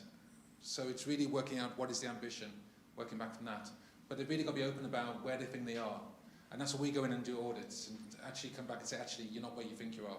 Your management sucks, sorry, and you're not going to get any further unless you've got this mindset amongst your top team. And that's one of the things we find out. I would say just get started, do something, anything, get moving, go to action, stop talking, blah, blah, blah. Sorry, I had to do that. The big thing for us, we did all the planning, we went through it, we set up some opportunities for us, and we realised them. But to be honest with you, a lot of what we've been doing is because I think we're a wee bit ahead of the game, is organic. We try things out. If they fail, we realise the learning in it, and we dust ourselves down, we move on to the next thing. But a lot of what we've been doing has been random, and it's meeting people like James and Gavin and so on, and just bouncing off, and they say something. Do you know how we found out we were a circular operation? This is really funny, because I thought it was all about things like growing mushrooms and making containers and things like that, and then when you finished it, they go back into compost. And then I was walking around, we had collaborating with Scottish Enterprise, we had all the sustainability guys in, and they were going round, and one of the guys says, do you know that you're a circular operation? We're like that. What, really? And that's how that happened. That wasn't us doing research or anything like that. But so on the how, get started. Please just start. Lots of small things grow into big things. And that's what happened with us. I don't know where I'm going to be next year. We've got a plan. But I'll tell you something, the plans that we've had, they've been very different when we come to realise it. I didn't even know about things like circulytics until spring this year. And by the early summer, I think it was in June, by April, we had actually, we had been audited and we'd got a B grade on it. So these are the sort of things, there is so much happening right now, it's a very random, just commit yourself to action, do something, anything, and you build on it. The motivation from it will propel you forward. Mine's a very quick answer. Just have a look at what you currently consider as being waste. Yeah, go and have a look in your skip. And the other thing would be try and build things that last, really, and that can be improved with technology, but still last, because obviously built-in redundancy is a big challenge for us as a society. I'd just say, look at what you can and can't do, and then the things that you can do, and the things that you can't have a plan to try and do at some point in the future, because in a business like ours, it's only a little bit of it, what we've done. We've got miles to go. Miles. Daunting, really, to think about it, but you can't not do it. You do what you can, and then plan for what you can't, and that's all I would say on it. I would agree with that. I agree with it all, to be honest. I think you've got to just get started, and you've got to just start to commit to doing something. And as you say, once you get a small success, you get the buzz. It's the same as a sale. It's the same as anything. Once you've got the buzz for it, it leads you on to the next one, and the next one, and the next one, and then it leads your people to the next one, and the next one, and the next one, and include them in every success that you have. We've got big ambitions for the next 10 years. We've probably put the ambitions way out there. Might only get 50% of that ambition, but at least we've got 50% of something that, if we get 100%, wow. But if we get 50%, something, we're doing more than a lot of people are doing. So it's putting something at the end. That, as you said before, the end goal is that. But you know what? Nobody can give anybody abuse for trying. So you just try. And if you fail, so what? You learn more from a failure anyway. So get on with it. It's, if everything goes right all the time, what do you learn? You learn absolutely nothing. So. Absolutely. Brilliant. Do you want to ask a question? Yeah, I'd love to. Thank you. Yvonne Cuneo, Aurora Sustainability Group. I am very heartened by you 5, because net zero, lots of people can interpret that as a lot of offsetting and not necessarily dropping the emissions. So it's so fantastic that actually none of you have talked about that. You've all talked about dropping the emissions. And so I was curious about whether in your journey, obviously with that mindset of dropping emissions, like you're talking about zero emissions in the future, which of course net zero doesn't suggest that with the net in front. So I'm wondering, in your journey, did you ever think about the offsetting, and have you gone down the offsetting rabbit hole? Or did you just say, no, not good enough, we're going for zero emissions? Well, I'll answer that. I just think it's a con. To me, it's like you're getting done for speeding and you pay the fine. Don't get done for speeding. So whenever people talk to me about it, I just say get out. I'm not interested, because it's just a con. And I think in your own business, you look at it and go, well, I just don't want to do that. I think it comes back. One of the things that probably, see, when you own a business, it's you. It's your values. It's your beliefs. It's your kind of way of doing it. Whereas when you work in a big business, and that's sometimes where I think big companies, they don't have any moral compass, if you like, because nobody says, this is what we're about. They might have a core values and all the rest of it, but the truth is they're driven by short-term shareholder gain or whatever a lot of the time. Whereas in your own business, anyone talks to me about offsetting, I say, just get out. It's not interested. I'd rather not get done for speeding, you know. I have to actually we did go, we've got carbon neutral status, and the reason we did it was it's part of the journey for us, and it was also other people value it, our customers value it. Now, I totally agree with you. To me, it's only a signpost in the journey, but it allowed us to calculate our carbon emissions in a structured way, and we partnered with an organisation called Climate Partner, a German-based international organisation, and they helped us on that, and we calculated it, and we better understand it, but it's meaningless. I agree with you on it, but it gave us a signpost on the journey.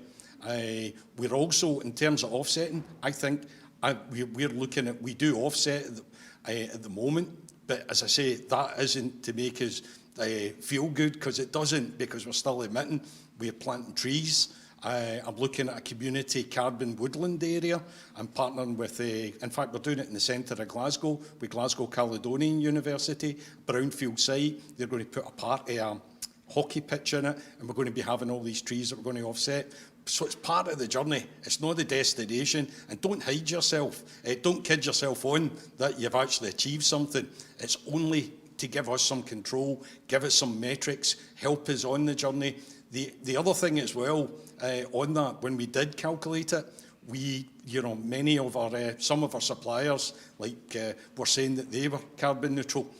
We never actually took that on board. What we did is we actually put on the emissions for them. So we actually double accounted. We also included the travel to and from the workplace for the staff. And we're going to continue every year to use that as a measure towards net zero. So I agree with what you're saying. It's not a destination. Don't be fooled by it, or head towards that as if that's a major achievement. It's not, because anybody can throw money at planting trees. We did. And it costs a lot in Scotland. It was shocking. I could actually have got it for a fifth of the price if I'd gone to Chile. Now, would they have planted trees in Chile? I don't know. But anyway, sorry, that's my point on it.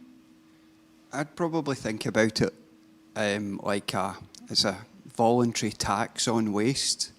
And if I look at it like that, I can see that it might be a useful lever for us as a business, because we're flooded with a lot of cheap goods, and they're not built to last. And if we can kind of somehow incentivise people to stop the other side of it, there's so much waste getting generated. If we can try and stem that flow of waste somehow, then it's the offsetting kind of makes people more and more aware of the waste that they're creating. It's a great measure. It starts you thinking about, how much waste am I creating? But ultimately, we probably need something better than that to kind of hold back all that waste that we're generating. I think there's a danger of the offsetting that. The next big thing I can see coming is carbon credit currency. That's the problem. So offsetting is going to become a major, major player for corporations. They're not going to really care. So if it becomes another Bitcoin, watch this space, because everybody will be offsetting. So there's a greed element to offsetting, I believe. We've never gone down that route at all. Not because of anything else, just because it's not. We've had it presented to us, but I just don't get it. So I just can't compute it. I'm a touchy. I need to see something before I can kind of. It's like I could never invest in Bitcoin because it's physically not there for me. I'll invest in a piece of art or something like that, but not something that's virtual. And I think carbon credits, it is going to be the next big currency. So you watch governments and everybody get involved with that. So unfortunately, we might be pushed down the route of it because we don't want to lose out on opportunity, because ultimately, as long as your long-term legacy goal is to make a difference, then you know what? as long as you can put your head in the pillow at night and say, well, you know what, we've done our bit, but we're not going to miss out on things just because other people present things to you. So I'm not sure if I'm not sure if you can avoid it. Actually, my Bitcoins are doing quite well, thank you. We've had the same. Every SME we talk to, we do the life cycle assessment, show them the carbon footprint. Not a single SME has said anything about offsetting. When I talk to the big companies and talk about a sustainable business model, carbon credits. You know, is that the way we can, say, decommission aircraft and make more money out of it because we can claim the offsets and also the credits? Because this whole talk about carbon credit, I agree with you, it's going to be the next currency, and it's going to be traded on. I mean, I think Singapore's already trying to set up an exchange to do all this. So it's going to be big money, and the big companies, particularly your multinationals, are definitely onto that already. So it's just waiting for the legislation or acknowledgement to come into place, and it's going to be dangerous. SMEs will find it hard to play that game. I think we're going to have to bring that to a close now. We've got 10 minutes and we start again at 11. So it leaves to me to say amazing, thank you. I'm sure everybody in the room has enjoyed the session. Thank you very much for giving your time. Thank you for supporting the community, for sharing all the knowledge that you have, and for making my job as easy as possible. So that's been fantastic. And if we could thank the panel, that would be great. Thank you.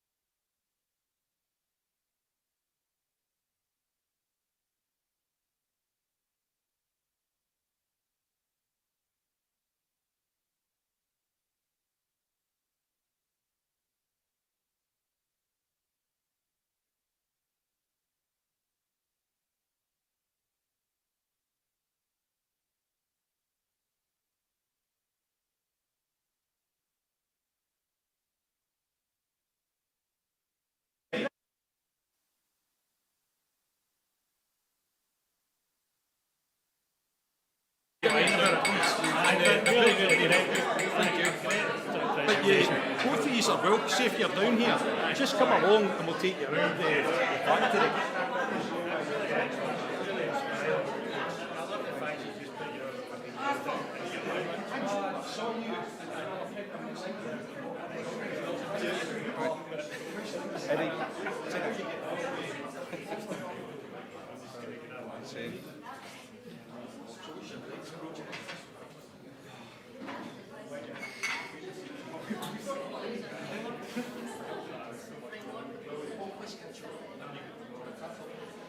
Right, can we? We've got 1 hour left, and then I think we get kicked out of the building, back onto the street. So, as much as we've started a Scottish Net Zero community, one of the things we're looking is community action, and I think I'm about to introduce Arthur to you. Community Action Strathaven. This is such an inspirational project about a group of people that have started community action. I think it's fair to say anything that makes sense isn't off the table, exploring ways to get things done. So you've heard enough from me, so without delay, Arthur Potter from Community Action Strathaven.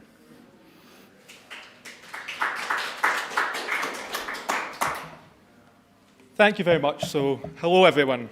I'm here today to talk about some of the progress that we've made at Climate Action Strathaven, which is a small community-led charity in a market town in South Lanarkshire. And whilst we're not technically a small or medium enterprise, there are many similarities in our ethos and in the ways in which we are trying to bring about change in our community. After all, it is an ability to foster and grow a sense of community that sets apart small and medium enterprises from large companies and multinationals. SMEs tend to be fixed in a geographical location. This means that they play a vital role in local community, whether it be through the services they provide, the jobs they create, or the support they provide to other community organisations. This puts SMEs in a really unique position to influence the net zero journey within their communities. And so my hope today is that by talking about our journey at Climate Action Strathaven, I will be able to demonstrate some of the approaches and practical solutions that can be implemented in our communities in order to tackle the climate crisis.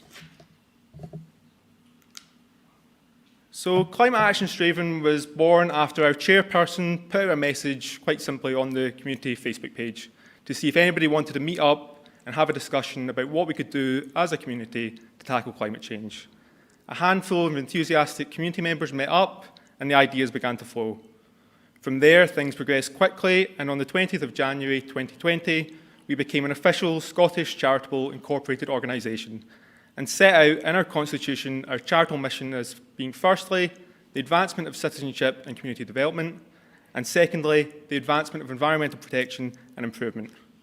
These guiding aims at Climate Action Strathaven, but they're also the guiding aims which many SMEs in this community will share. From this perspective, our sustainability journey has been focused on working closely with all stakeholders in our community, with local businesses being a key part of that. To this end, our first steps as an organisation were really all about getting ourselves known in the community and making connections with businesses, individuals and other community groups, as well as local government. This meant setting up a climate action stall at any and all local events, including everything from business fairs to the festive event of Reindeer Day. By making these connections, we became focused on representing our community. We conducted a survey of our community to see what people's attitudes and concerns were relating to climate change. From this, we produced our manifesto, which outlined our approach and our top 10 project focuses. This is a living document that we continue to update as we make progress. Guided by our manifesto and our subsequent learnings throughout our sustainability journey, Climate Action Strathaven's activities can be separated into three broad categories. The first of which is our projects, which has been the bulk of what we've been doing so far. These have largely been focused on transport initiatives, as that was the main area of concern which came out of our community consultation. But every project that we aim to do is always about promoting more sustainable living and building social cohesion. The second aspect of what we do at CAS is campaigning and activism, which is about responding to local and national climate issues and giving community voices that collective power to lobby councils and national governments. And the third is about being able to provide education and advice to people and businesses. That means holding events, connecting with schools and local businesses, and making sure that people know they can come to us for an informal discussion or advice on any climate issue that may be of concern. And I'm just going to go into these in a bit more detail and highlight some of the sustainable solutions that we've been able to implement, and also the role that SMEs can play in these community-based solutions.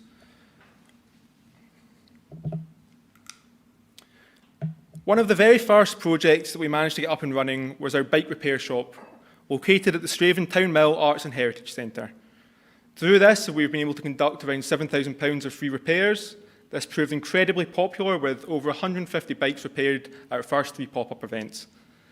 This success enables us to make our bike shop a regular community service, in which we now operate every Saturday morning for repairs, where we have now gone on to repair an additional 450 bikes. What was so brilliant to see in this very first project was the power of community working together. The Strathaven Town Mill Arts and Heritage Centre helped us out with premises. Local businesses helped us out with borrowing equipment and providing volunteers. And most importantly, the community embraced it by turning up to get their bikes repaired. Through our bike repair shop, even though it was never part of the original plan, community members have been so brilliant in donating their second-hand bikes to us, which we then fix up and sell back to the community as a cheap, sustainable travel option. So the opening of our Eco-Hub has been the most significant development for us as an organisation, and has really been the root of so much additional activity. We opened this in April this year and share our space with the Strathaven branch of the Post Office. This is where myself and my colleague Sarah both work as the 2 Climate Action Strathaven project workers. Sharing this space with the Post Office has been a really great thing for us, as the footfall that we get is just so much more than we could ever have hoped for if we were tucked away somewhere by ourselves.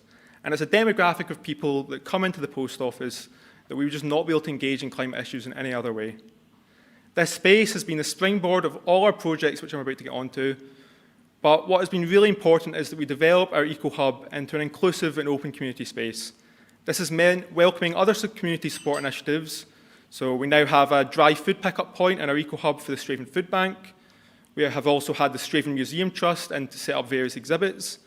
And responding to community demand, we have drafted plans to open up our toilets to the public following the closure of our Strathaven public toilets a few years ago. And one of the most exciting developments in our Eco-Hub came just last month when we welcomed in a like-minded start-up small business called Time to Fill. The amazing Katrina, who's pictured over here, has captured the community's imagination with her refill shop, which sells zero-waste, eco-friendly, locally sourced food and home products. So in May, we launched the Strathaven Car Club, which we operate in partnership with CarShare UK, who provide the online booking platform and the keyless technology that make it incredibly easy for people to rent a vehicle at short notice. It means that all people need to do is show up to where the car is parked and they can unlock and start the engine with their phone. The big picture of this project is that we need to radically reduce the number of cars on our road if we're going to reach net zero. The aim of the Strathaven Car Club is to promote car sharing in our community and ultimately cut down on the number of vehicles on our very busy roads. The Car Club gives people 2 options to achieve this. One is that they can not own a car and just rent one off the platform on the few occasions that they need one, or alternatively, they can list their own car on the platform on the days that they're not using it and make some extra money. One of the vehicles on the platform is Cass's own electric Renault Zoe, which has been very popular and helped give community members the opportunity to try out an electric vehicle. And again, here it's been a relationship with local businesses that we've used to drive this project forward, whether it be through encouraging company vehicles to be listed for sharing, or by giving discounted access to our electric vehicle to local businesses and community groups. Our e-bike hire scheme is yet another strand of our holistic approach to sustainable transport. We currently have 7 standard rally e-bikes, but over the next month, we will be adding some more variety to our fleet and thereby making it more accessible to a wider range of community members. This will include electric cargo bikes, which will be adaptable for child seating and will be brilliant for families to use. Also, we'll be adding electric trikes, which will be great for people that maybe don't have the best balance, and also electric fold-up bikes, which are lighter, have a smaller frame, and can be more easily stored. We rent these out for significantly cheaper than market value and very much incentivise our pricing structure at people taking them up for an extended period of time, like a week or a month. This is because the ultimate aim of the project is to get people to replace unnecessary car journeys with e-bikes instead. And by having them for that longer period of time really enables people to try different types of everyday journeys. We've definitely found that once people give an electric bike a go, they absolutely love them. And what we've also found is that one of the most common types of journeys that people tend to use them for is their commute to their workplace. And this has informed our next stage of our project, which will be to give free week-long trials to commuters at all our local businesses over the next few months. And it's this approach of working with local people and local businesses to make sustainable solutions as accessible as possible that really is the recipe for success in community-led climate action. The last of our active projects, and the one in which we work most directly with local businesses, is our e-cargo bike delivery service. This is open to all of our brilliant local businesses so that they can provide near zero emission deliveries to their customers. This service has been steadily expanding with more and more businesses keen to get involved all the time. The next phase of this project will be add another cargo bike with a much larger load capacity to our fleet, and also launch an online app where people can order a whole range of local products to be delivered by cargo bike.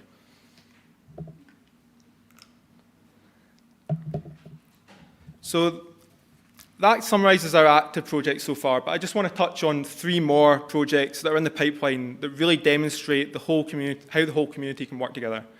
Firstly, Retrofit Strathaven represents a community-led approach that's extremely innovative and confronts one of the most significant climate issues, the energy efficiency of buildings, which accounts for between 30 and 40% of carbon emissions in the UK.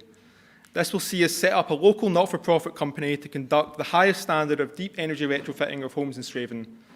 This will include forming close relationships with local architects and contractors, upskilling our local workforce, and working with local businesses to develop supply chains for materials like triple glazing and wool insulation.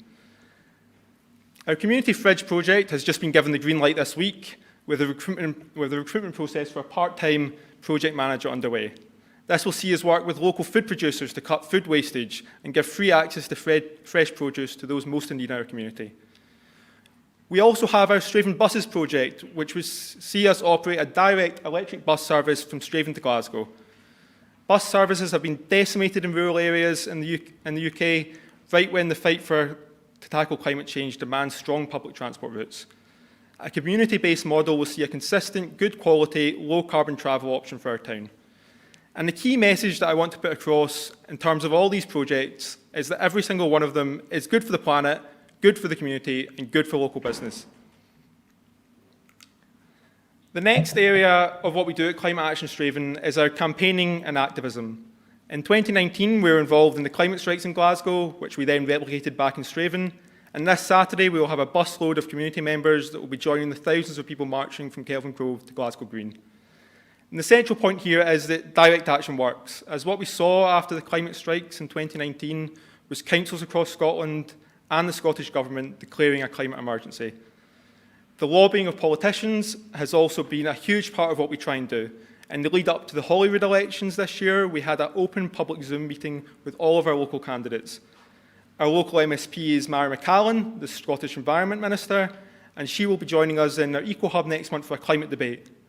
Another local politician, Claudia Beamish, is the Labour spokesperson for COP26 and has attended multiple events in our Eco Hub. So although Climate Action Strathaven is quite a small organisation in the grand scheme of things, we do still have the potential to have a lot of influence over our political leaders. The whole point of campaigning and activism is that even if we do everything perfectly in Strathaven and become some sort of green utopia, unfortunately it's not going to be enough in itself to save the planet. We are just one community in Strathaven, but what we need is communities across Scotland and the world to come together to hold those in power accountable. And this is where the Scottish Net Zero community has the potential to be a really strong voice in campaigning for government support for small and medium enterprises on their journey towards a sustainable future. The next part of CASA's activities is our education and advice. This is about educating people about the climate crisis, but also making sure that people know that it's not all doom and gloom. There's so much low-hanging fruit we can do in our communities, which is not only good for our planet, but good for our communities. From our experience as well, I think it's individuals and local businesses generally want to do the right thing when it comes to making choices that are good for the planet, but they just don't necessarily always know how to go about it. And so I think the role of community climate action needs to be making those good, positive changes really accessible to people. Having a presence through our Eco Hub has been great for this, as it enables us to people to come and talk to us about things like buying an electric car, retrofitting their homes, or just generally making greener choices. We have also made some really important connections with local schools and have begun to work with young people on a whole range of different climate issues. From our protests, it's generally younger people that are the most enthusiastic, so we can give them some influence over local climate action. That means that that energy and hope that they have can not only be channeled, but nurtured so that it stays with them in their adult life, when climate action is going to become even more critical.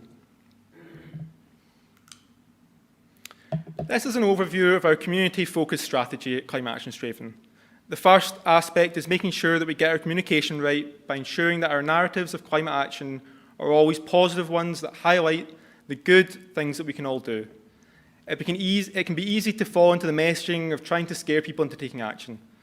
And whilst there might be a lot of truth in what you're saying, it's not going to convince anyone, and instead people will just naturally switch off. So social media, having a presence in our eco-hub, and also having regular columns in local media has been really useful in getting the right communication across. And collaboration, which we've heard a lot about today, is about working with as many different stakeholders within the community and beyond in order to deliver positive change. Confronting the climate crisis is something that's going to require people from every age, background, beliefs to come together. It's also going to take organisations from every sector of the economy. And that is why we see climate action as being so intertwined with community values of working together. Again, what is so great about the Scottish Net Zero community is that no matter where a small or medium enterprise is on their sustainability journey, there will be another organisation that will be able to share their learnings. And what we consistently find is that the more variety of people that you can get involved in coming up with a solution to any number of climate issues, the better and more effective that solution will be. And that leads on to the importance of consultation. The benefit of taking climate action locally rather than waiting or relying on government action is that we're in a position to give our community a real say in shaping the future. There is so much talent and ideas within our communities, and I think there's a real opportunity for climate action to be the thing that harnesses that to deliver positive community-led change. And I just want to finish up with this. This is a sketch which very much encapsulates the approach to community-led climate action, and also very much sets the scene of where we're at with COP26. We have the solutions to the climate change, we have the means to implement them, all we need is the will. The outcomes that we are working towards, whether it be less congested streets, more public and green spaces, more energy efficient homes, better public transport, more active travel, shopping and local businesses, all of these are things that will enrich people's lives, not constrain them. So thank you very much. And if Can we just have the picture back? Yes. My phone's off, but his isn't, and I'm on the picture. Sorry.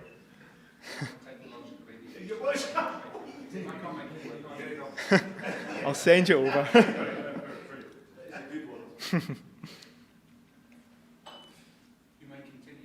Thank you.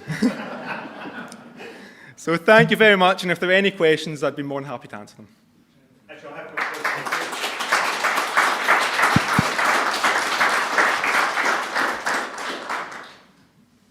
I feel really bad because I missed the start, so I do apologise. I missed this. How do you get funded? How's the business model work? So the first 3 years, our funding is just come from wherever we can get it, basically, which is the short answer. But a lot of it's kind of government organisation. Pastoral have been brilliant in funding the kind of core costs. And then for different projects, we've kind of accessed different pots of funding here and there. I think our long-term aim for funding, though, is to, after 3 years, make sure that those core costs are covered within the charity. And that way we'll have a sustainable future to deliver a sustainable future.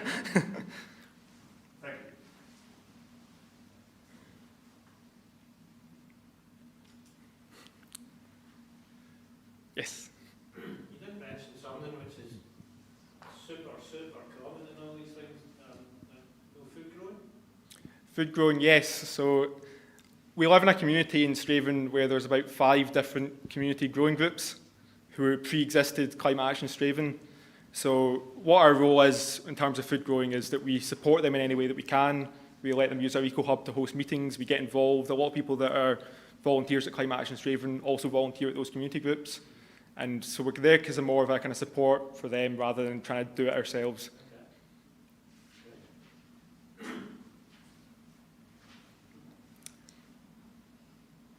Oh, yeah. Often the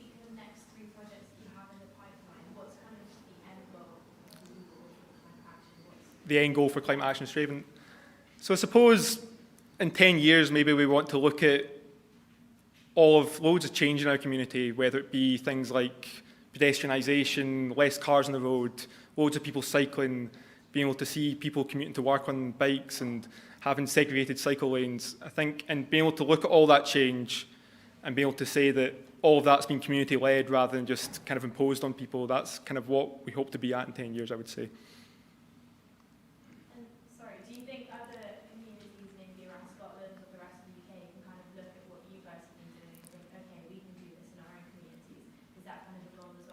Yeah, absolutely, because as I say, even if we do everything perfectly in Strathaven, it's still not enough. So what we really want to do is link up with other communities. Hopefully they can learn stuff off us, but we can also learn stuff off them.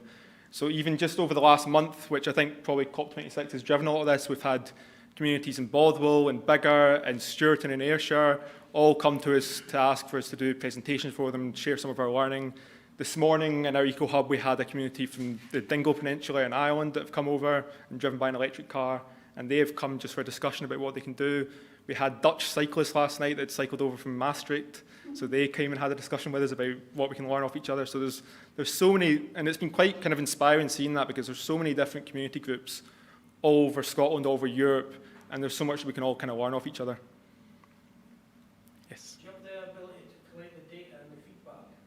From the different kind of projects? Or even people just walking in from the... Yeah, so we do. We have a Google form that sits kind of open at all times, and if somebody comes over and chats to us, we just kind of have an informal conversation with them, ask what sort of things they're interested in, and then we kind of record that on a sheet, on a Google sheet, and then we'll kind of add them to our mailing list. If there's an exciting update with one of the projects, we'll send out an email to them and all that kind of thing. I'm just thinking from a leverage point of view for funding.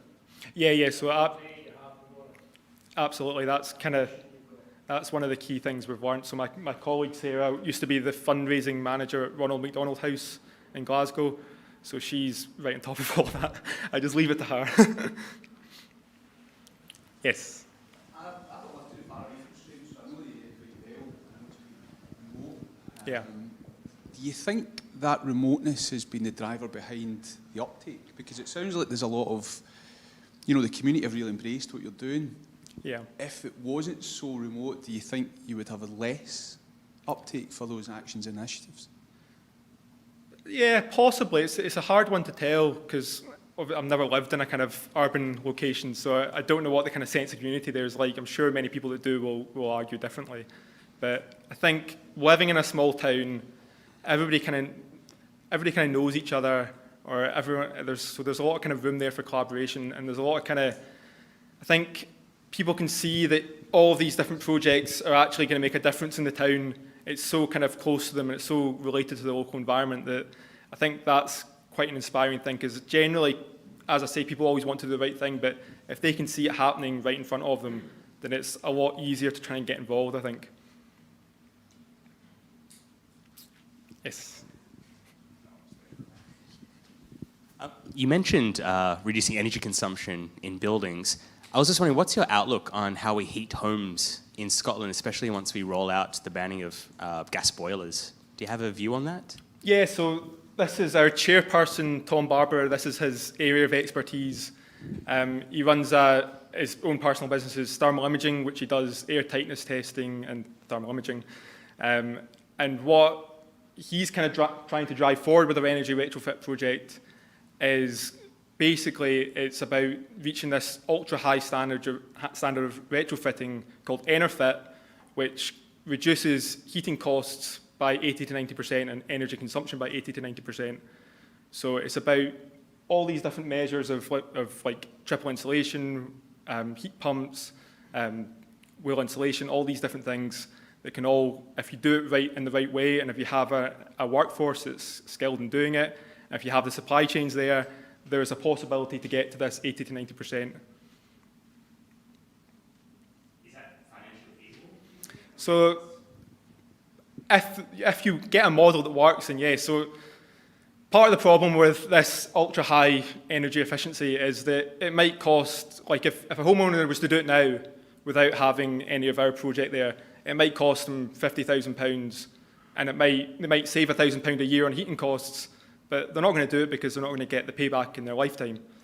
Whereas our model looks to try and develop the local supply chain so you don't have to import things from abroad. It looks to get grant funding in place to cover at least a portion of the cost. And it also looks to get community members, if they're all doing the same journey of retrofitting their homes, they can all share, they can all upskill themselves, they can all share the knowledge that they have. So for instance, like one of the house types in Strathaven is a 70s bungalow, and they're all weak like a sieve. So instead of just one person going and getting the work done themselves, if everybody that lives in or 10 people that live in a 70s bungalow all share the kind of overhead cost, then that again reduces the costs. So there's a model there that can work, and really it needs to work because it's such a huge issue, like, environmental issue.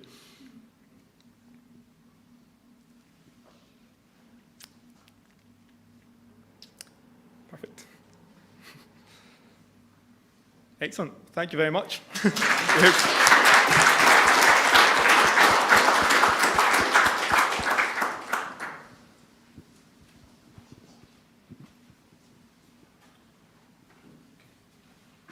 Hey guys, how you doing?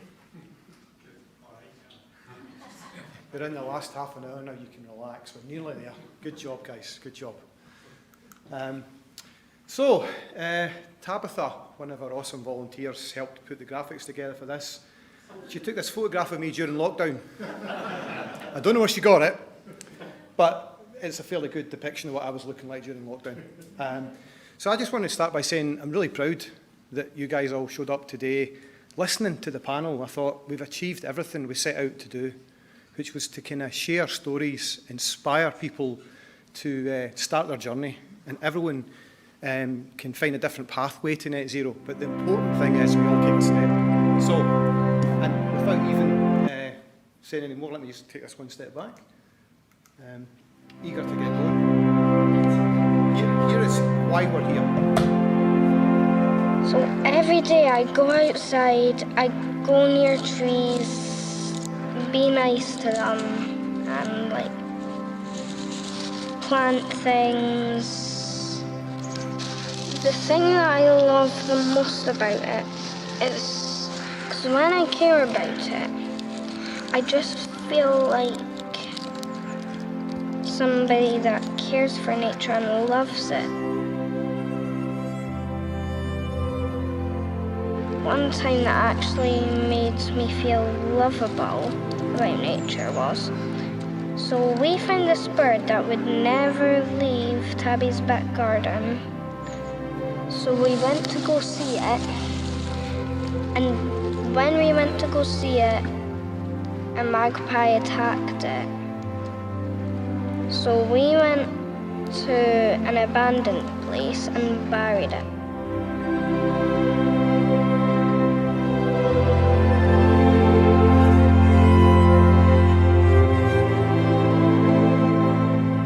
That actually made me feel good about nature and love and care for it.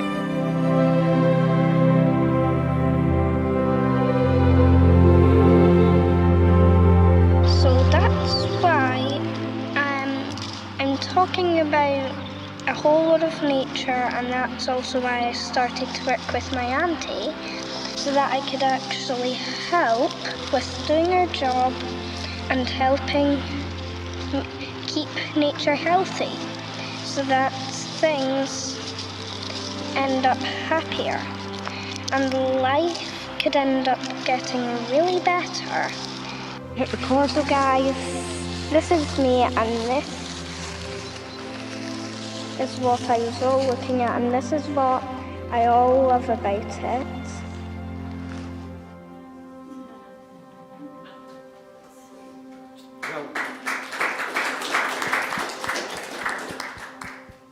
I'm kind of glad actually she shut me up, because that's more important, because that's why we're really here. So the key thing I've picked up today is listening to the guys that we can try to put nature back in balance with people and profit. I mean, I'm probably one of the worst examples of this. I mean, for the last 25 years I've worked in startup companies, I've travelled the world. I would think nothing of getting an airplane flying to Australia for a one-day meeting to close a deal. profit at any cost. You know, and actually, it's that kind of behaviour that's put us in the situation we have with the climate crisis. I've recognised that, and now I want to devote the rest of my career to trying to make a difference, to help decarbonise society and industry in any way that I can. And one of the ways that we can do that is share stories. What I've developed, my superpower, is networking, okay? So most of the guys in this room today I recognise because I've spoken to you over the last 12 months remotely. I'm meeting most of you for the first time today in person, and it's brilliant, and I hope it will not be the last. And I think this is what it's all about, getting back to a point where we put balance in place between people, planet and profit, and seeing it as an opportunity. There are some examples. We heard Michael talk earlier about how they've really focused on doing the right thing, and it's causing them to go through tremendous growth, and they should be an exemplar. Just like the other businesses we heard about today on the panel, everyone is really doing awesome things, and they're doing it for the right reasons. So I kind of wanted to make sure that everyone took that inspiration away and actually think about what you can all do is pay it forward. When someone teaches you something and when you learn something, inspire someone else. That's what it's all about. So when we set up the community, it was really to be a focal point because there are these pockets of activity across Scotland, which all are great individually. But what we have to do is move towards a situation where we're uniting and we're creating a common force for good. So that was the thing we set out to do in January this year when we founded the Net Zero community, to really be a force for action and not just another talking shop. And I feel pretty inspired and pretty proud of what I've seen today. So one of the things I want to bring to your attention is that we realised that we needed a way to symbolise what we were doing. And we asked our members, what do you think we should do? Festival, why don't we create a net zero tartan? So one of our members, who you see here, Claire Campbell from Prickly Thistle, helped design a 2045 net zero nation tartan, which is now registered at the Tartan Registry. And you're going to actually see these in a few moments. And there'll actually be a wee fashion show just to put on by Yvonne there. And the key thing about the scarf is it's about being symbolic. So it's made in Scotland. There's no chemicals used in the production of the scarf. It's been sourced from Shetland. The supply chain is short, but it's local, and it's designed to make you think about the provenance and the supply chains of where things come from and be inspired. So it's not just a fashion accessory, although it will keep you warm in those harsh winters that we have here. So I wondered, Yvonne, would you mind standing up for a moment and letting us have a look at this? I mean, this took us, what, 4 months to get produced? But it's something we're proud of. Now, Dr. Warren Bowden at the Scottish Leather Group supplied us with reconditioned leather for the labels, which you can see here. This one doesn't have a label because Here's one with a label we produced earlier. I've always wanted to say that. Yeah, so the actual numbers 2045 are woven into this pattern. It's the first time it's been done, and that is a key thing about being symbolic.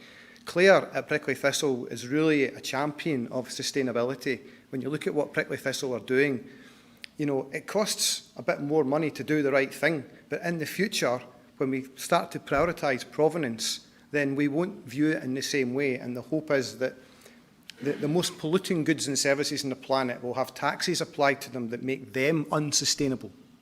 So we've got to reverse it. But everyone in this room today can take a conscious choice to think and act and buy more local and make that difference.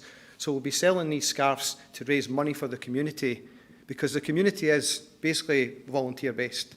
So we rely on the support of our volunteers to put on events like this and inspire all of you to make a difference. Thanks, Yvonne. So we'll catch up with you guys at the end. And yes. If you guys want to... Of course, Christmas is coming. Christmas. Yeah. And I mean, you're wearing more than a scarf. You're wearing the whole mission of Net Zero Scotland. Yep, Here. absolutely. Beautiful piece of clothing. Thanks, Yvonne. So you'll be able to buy that through the Green Grow Club online or get some of these exclusive ones here. Yeah, I wanted to say also, in the box when you buy it, it's an explanation of what you're wearing, so the person you give it to or for yourself, you understand everything that's involved in making Thanks. So, progress, to give you some background on our journey, when we started this back in January, we knew we had to do something, and actually it's been hard when you found a new movement to build it, to gain that credibility and establish the support. But essentially we're now over 800 members, that's companies and individuals, who collectively want to come together to make a difference. And we heard many fabulous stories shared today. Now imagine if we could have lots of companies and lots of stories like that every day, and we're putting that out there, and also thinking about networking. So most of these members, I've probably had a conversation with. I've been busy. And the point of that is, I'm trying to connect these businesses together so that you can find potential customers, partners and investors. So, and unlikely places, trying to bring industries together that you wouldn't immediately think of. We've got one of the members here, Booth Welsh, is here, who've been developing an Environment 4.0 proposition. And I think that is really speaks to the people, planet, profit goals that we're setting out. My ambition is to connect them with a lot of the other members in the network and so on. Michael Cusack from ACS very often invites companies in to have tours of his facility. And so again, that's something we spoke about earlier, is Michael's completely open for any of you who want to come along and look at what they're doing in their site. Absolutely get in touch afterwards and we'll make that happen. So as we've grown, we realised that to mobilise action, we needed to create an accelerator programme. And the accelerator programme is about, firstly, getting people to sign up to the United Nations Race to Zero. And I'm proud to say we've probably mobilised over £1 billion now in annual revenue in Scotland to the Race to Zero. When we go beyond that pledge, it's then about helping companies work out, if you don't know where you are, you can't work out where you're going. So the accelerator provides access to the tools that will help you take a benchmark of where you are. And we've got volunteers in our network, Net Zero Ninjas, who help you create carbon management plans, get you started, and then you can move from there into working with the other professional partners in the network. So I think the accelerator is something we're starting to see a lot of companies show real interest in, because it's an easy pathway into taking action. Through COP, we've got a 12-day online programme on the Future series, which you guys can sign up for. And we also have another event at the Falkirk Wheel on the 9th of November, which I'm also looking forward to, which will have stalls and exhibits and demonstrations. And it's another opportunity for us all to come together, perhaps in a more spacious environment where we can do a lot more networking. What I was keen to do today, I can see the mood in the room, and you guys want to chat to each other, and I don't want to get in the way of that. So I want to kind of cut short what I'm saying to give you guys some opportunity to speak at the end of this. So I wasn't going to say a lot more just now, other than to say we're trying to create a movement of movements. That's why Arthur's here, talking about Community Action Strathaven, being inspired by what you're doing, Arthur, and you're inspiring other communities to follow suit. So I just want to thank everyone who's come along today. I've been really inspired. I hope you have. I'm going to invite Isabella and Ian to come up to finish off, and then I hope you guys can make time to connect with each other, and let's just keep building on this community. For those of you out there who are watching, join the community, make a difference. All right, everyone. Thanks.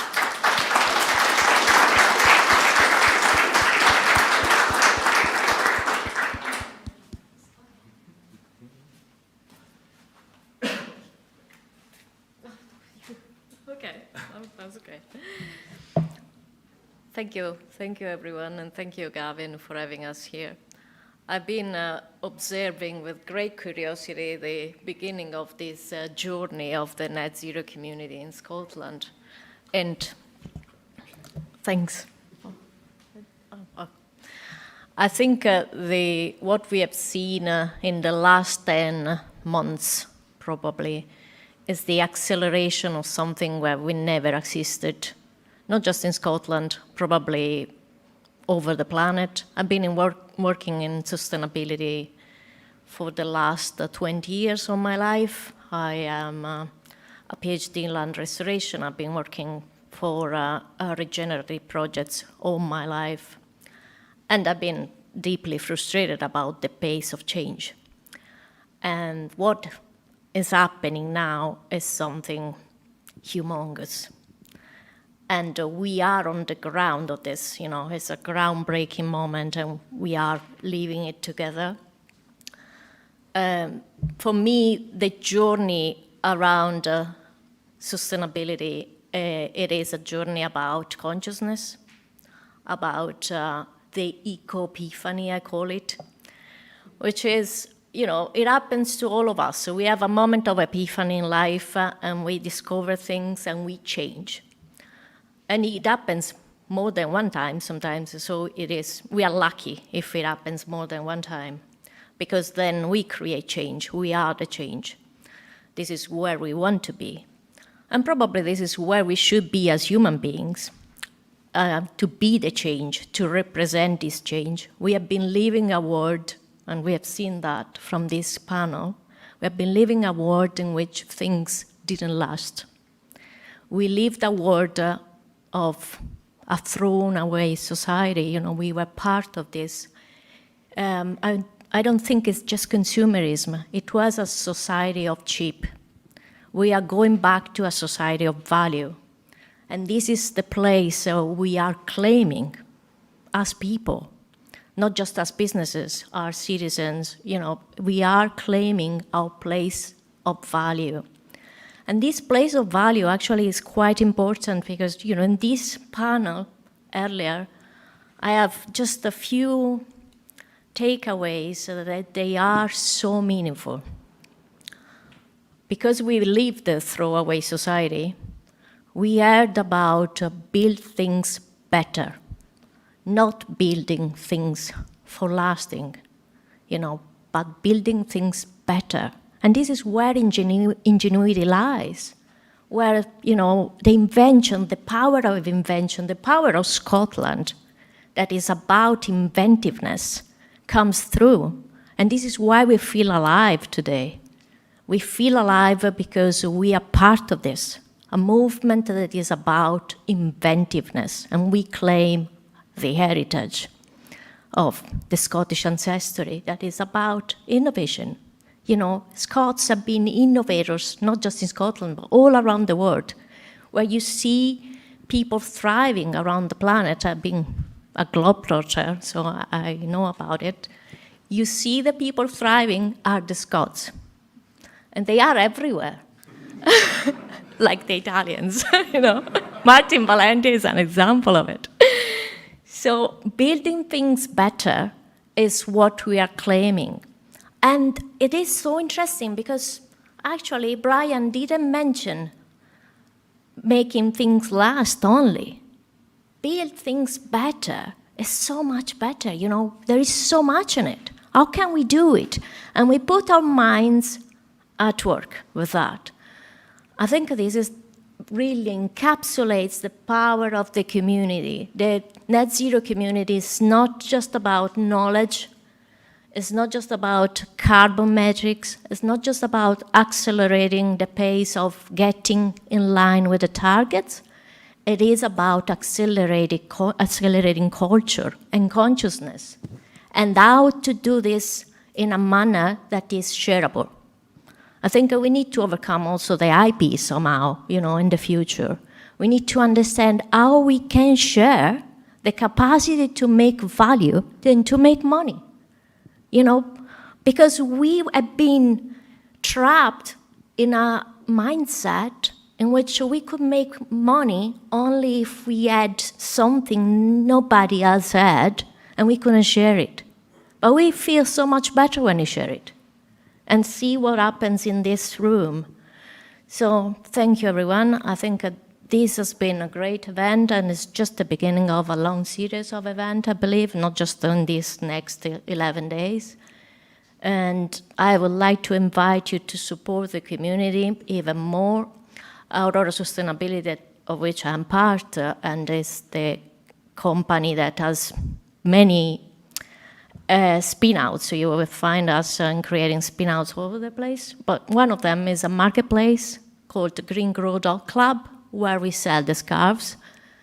that Claire put together so well. And if you go and see our establishment in the north of Scotland, it's about saving heritage, it's about creating a space where we can offset people from their jobs which are not fulfilling, not just carbon. So she saved something like 14 people around the Highlands of Scotland doing something that is meaningful and is contributing to the future. So if you want to buy the scarf today, they are here, and I'll be happy to sell it also with your credit cards.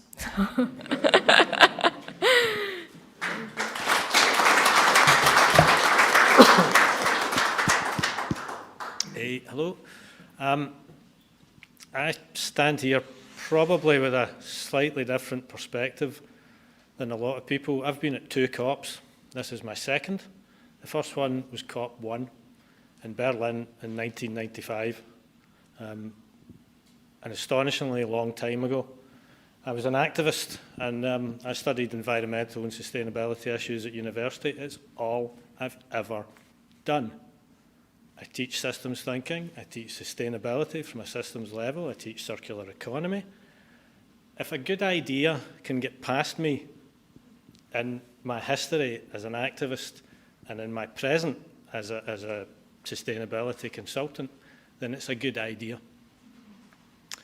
I've always thought that, you know, if it can get past the activist in me and it can get past the businessman in me, then it's a good idea. And all I've heard today are good ideas and inspiring solutions and people putting practicalities into action. And that's absolutely what's needed, because what we're going to hear over the next 10 days is a lot of hot air from politicians. You can believe it.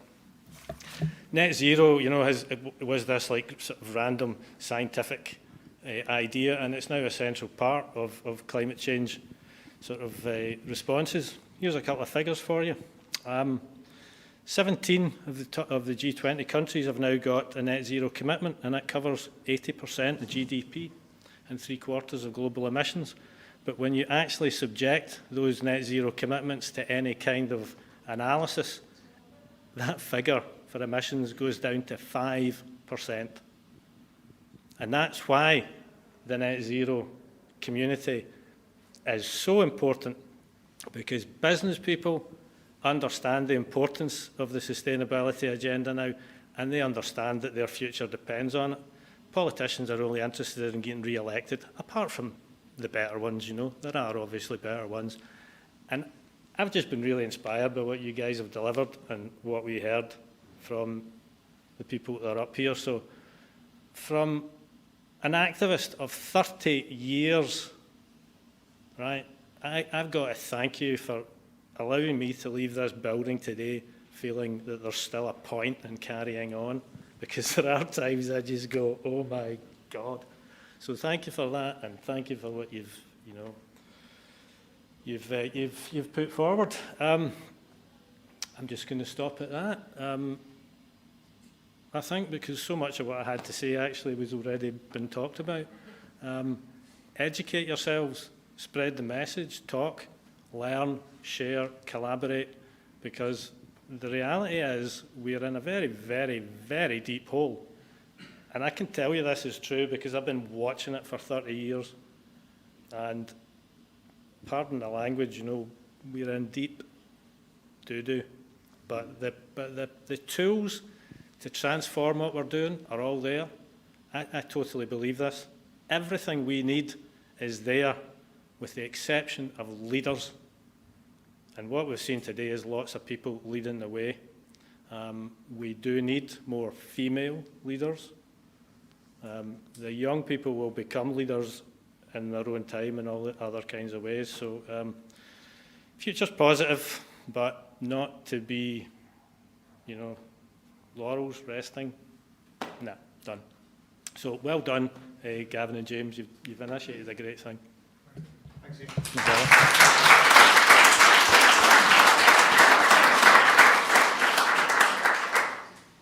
Well, that's it. That's a wrap, guys. So thanks all for coming. Appreciate that. I hope everyone enjoyed it watching at home as well.